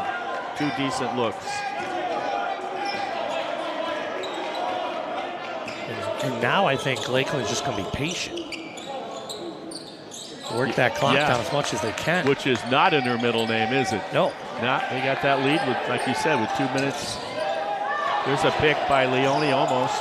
3 on the shot clock. Got to put one up. What a move. Oh, and 1. Wow. On the up and under, I think Brown must have got him around the face. Just the graze. And what a huge play. You said earlier about Hunter, crafty. He's a pure scorer from anywhere. I like watching him play. That's great. Great player. Sanji Hunter at the free throw line. He's only got 25 points tonight. Yeah, he's right on his little above his average. Misses that free throw, Ripon. The good news is for Ripon, it's just a 2-possession game with 2 minutes. Leone fires back. C.J. Brown on the attack. He'll come through. You can still be a little selective right here. You got enough time. Yes. Set that play up. Bunder's trying to get it into Williams. Got to make yourself big. Yeah.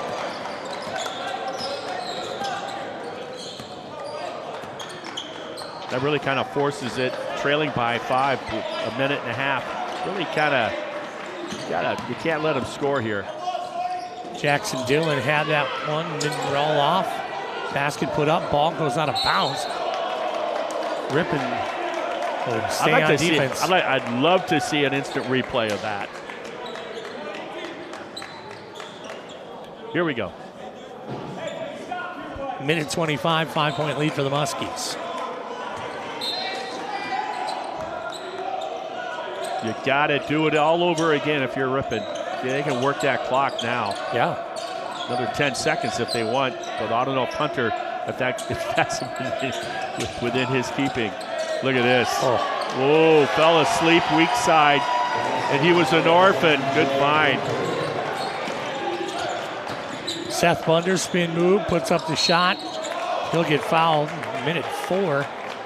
Still got a chance, but the door is closing ever so slightly each time.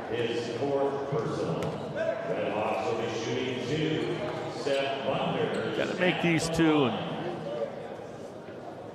thing is, they're going to be forced into a situation where they might have to foul probably. Yeah, they will. And Lakeland, up to this point, has been rather, both teams, like you said, have been rather impressive from the charity stripe here, particularly in the second half. Bunder's 18 points.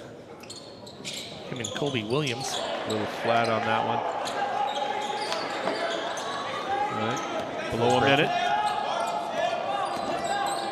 Down half dozen. And they're going to work lots of clock. Still got a dozen seconds left on that shot clock. And it'll open it up for him. Short. There's Brown with a CJ rebound. Brown. Good job of collapsing on that shooter. Got to get a point and timeout. Coach must figure they're a better team if they don't take the timeout. Okay. Yeah, happens.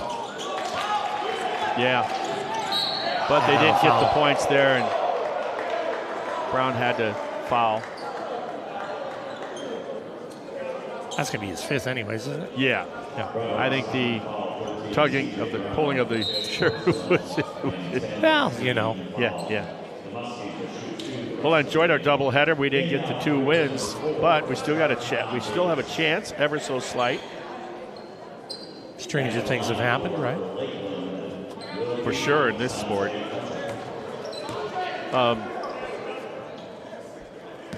This should do it if Hunter delivers on both of his free tosses. Misses that one. He's still going to get my player of the game. Yeah. 27 points. Yeah. Just serves it up really, really well. Played as advertised. Sanji Hunter looking for point number 28. He'll get it. And a timeout taken by Coach Kenny Finko. Down by 7. 73-66. This will be a long 21 seconds. Well, you got to inbounds, get a 3. So he's got it. Yeah, you got it. You're looking, and they know that. So it'd be interesting to me if they just guard their perimeter and give up the 2, or just play it straight up. When it's all done and said, I think they'll play it straight up. Okay.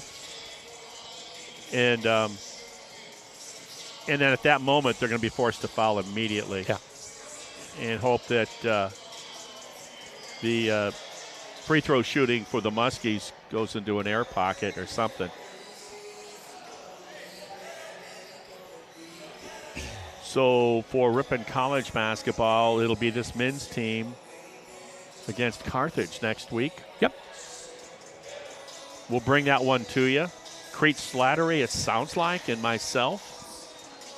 Correct. We'll flip a coin. Who's doing play-by-play? Yeah, even though it's, it's a different, not radio, right? So Asman will stand at the north baseline.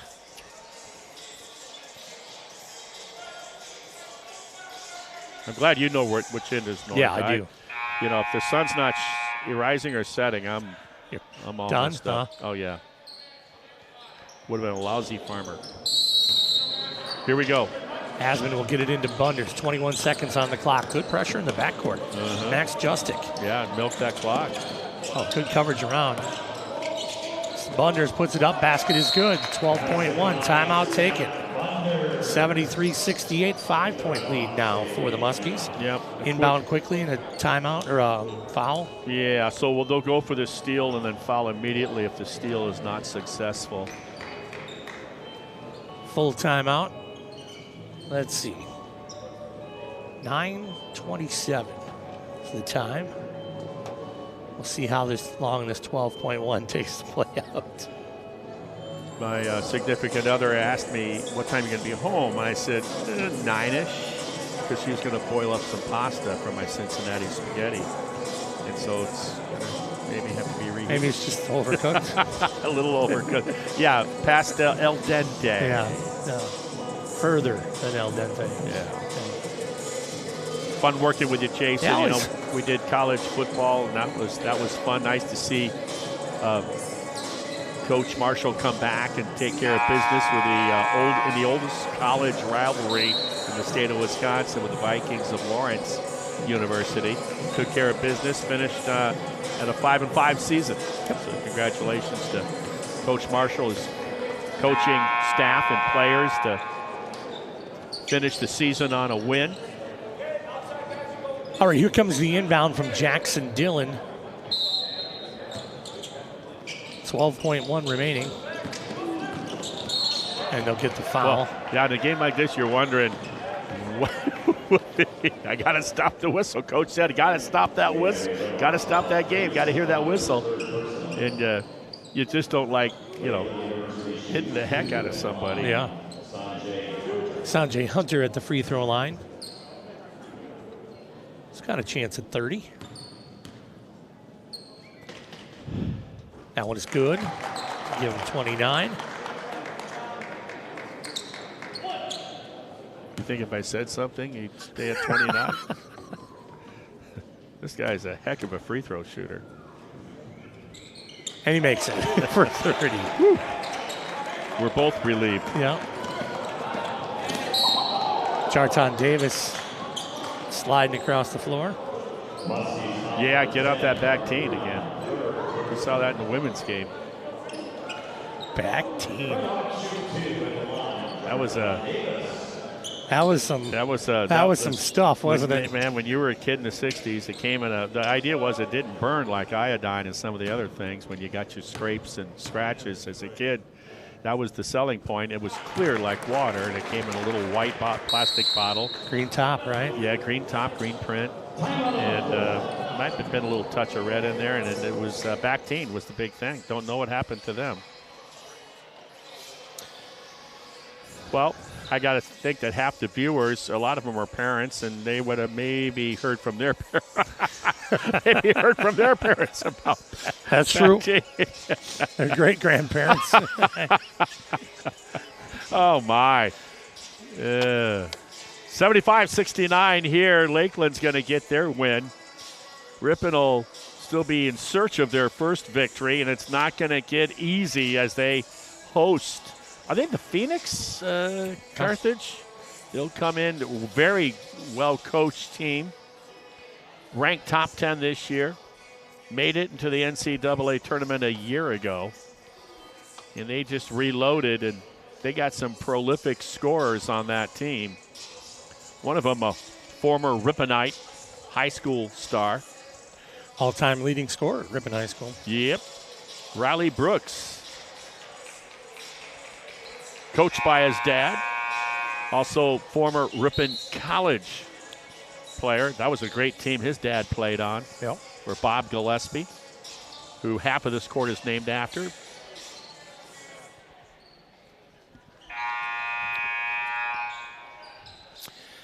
Jarton Davis at the free throw line for the Red Hawks. That one's good.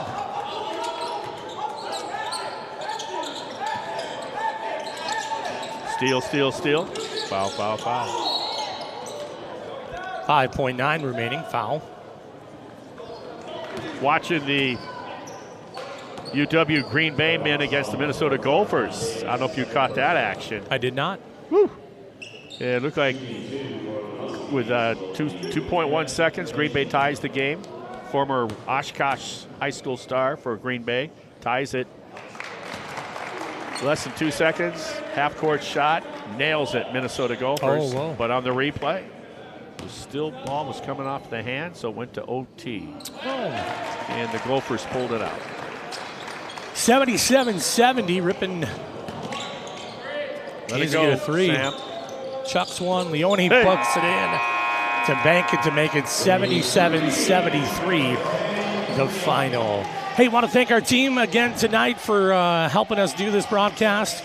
For Patrick and Riley and Martin, my name's Jason. We'll talk to you again next time. Final score here tonight, Ripon College Redhawks 73, the Lakeland University Muskies 77. So long, everybody. This has been a presentation of the Ripon Channel.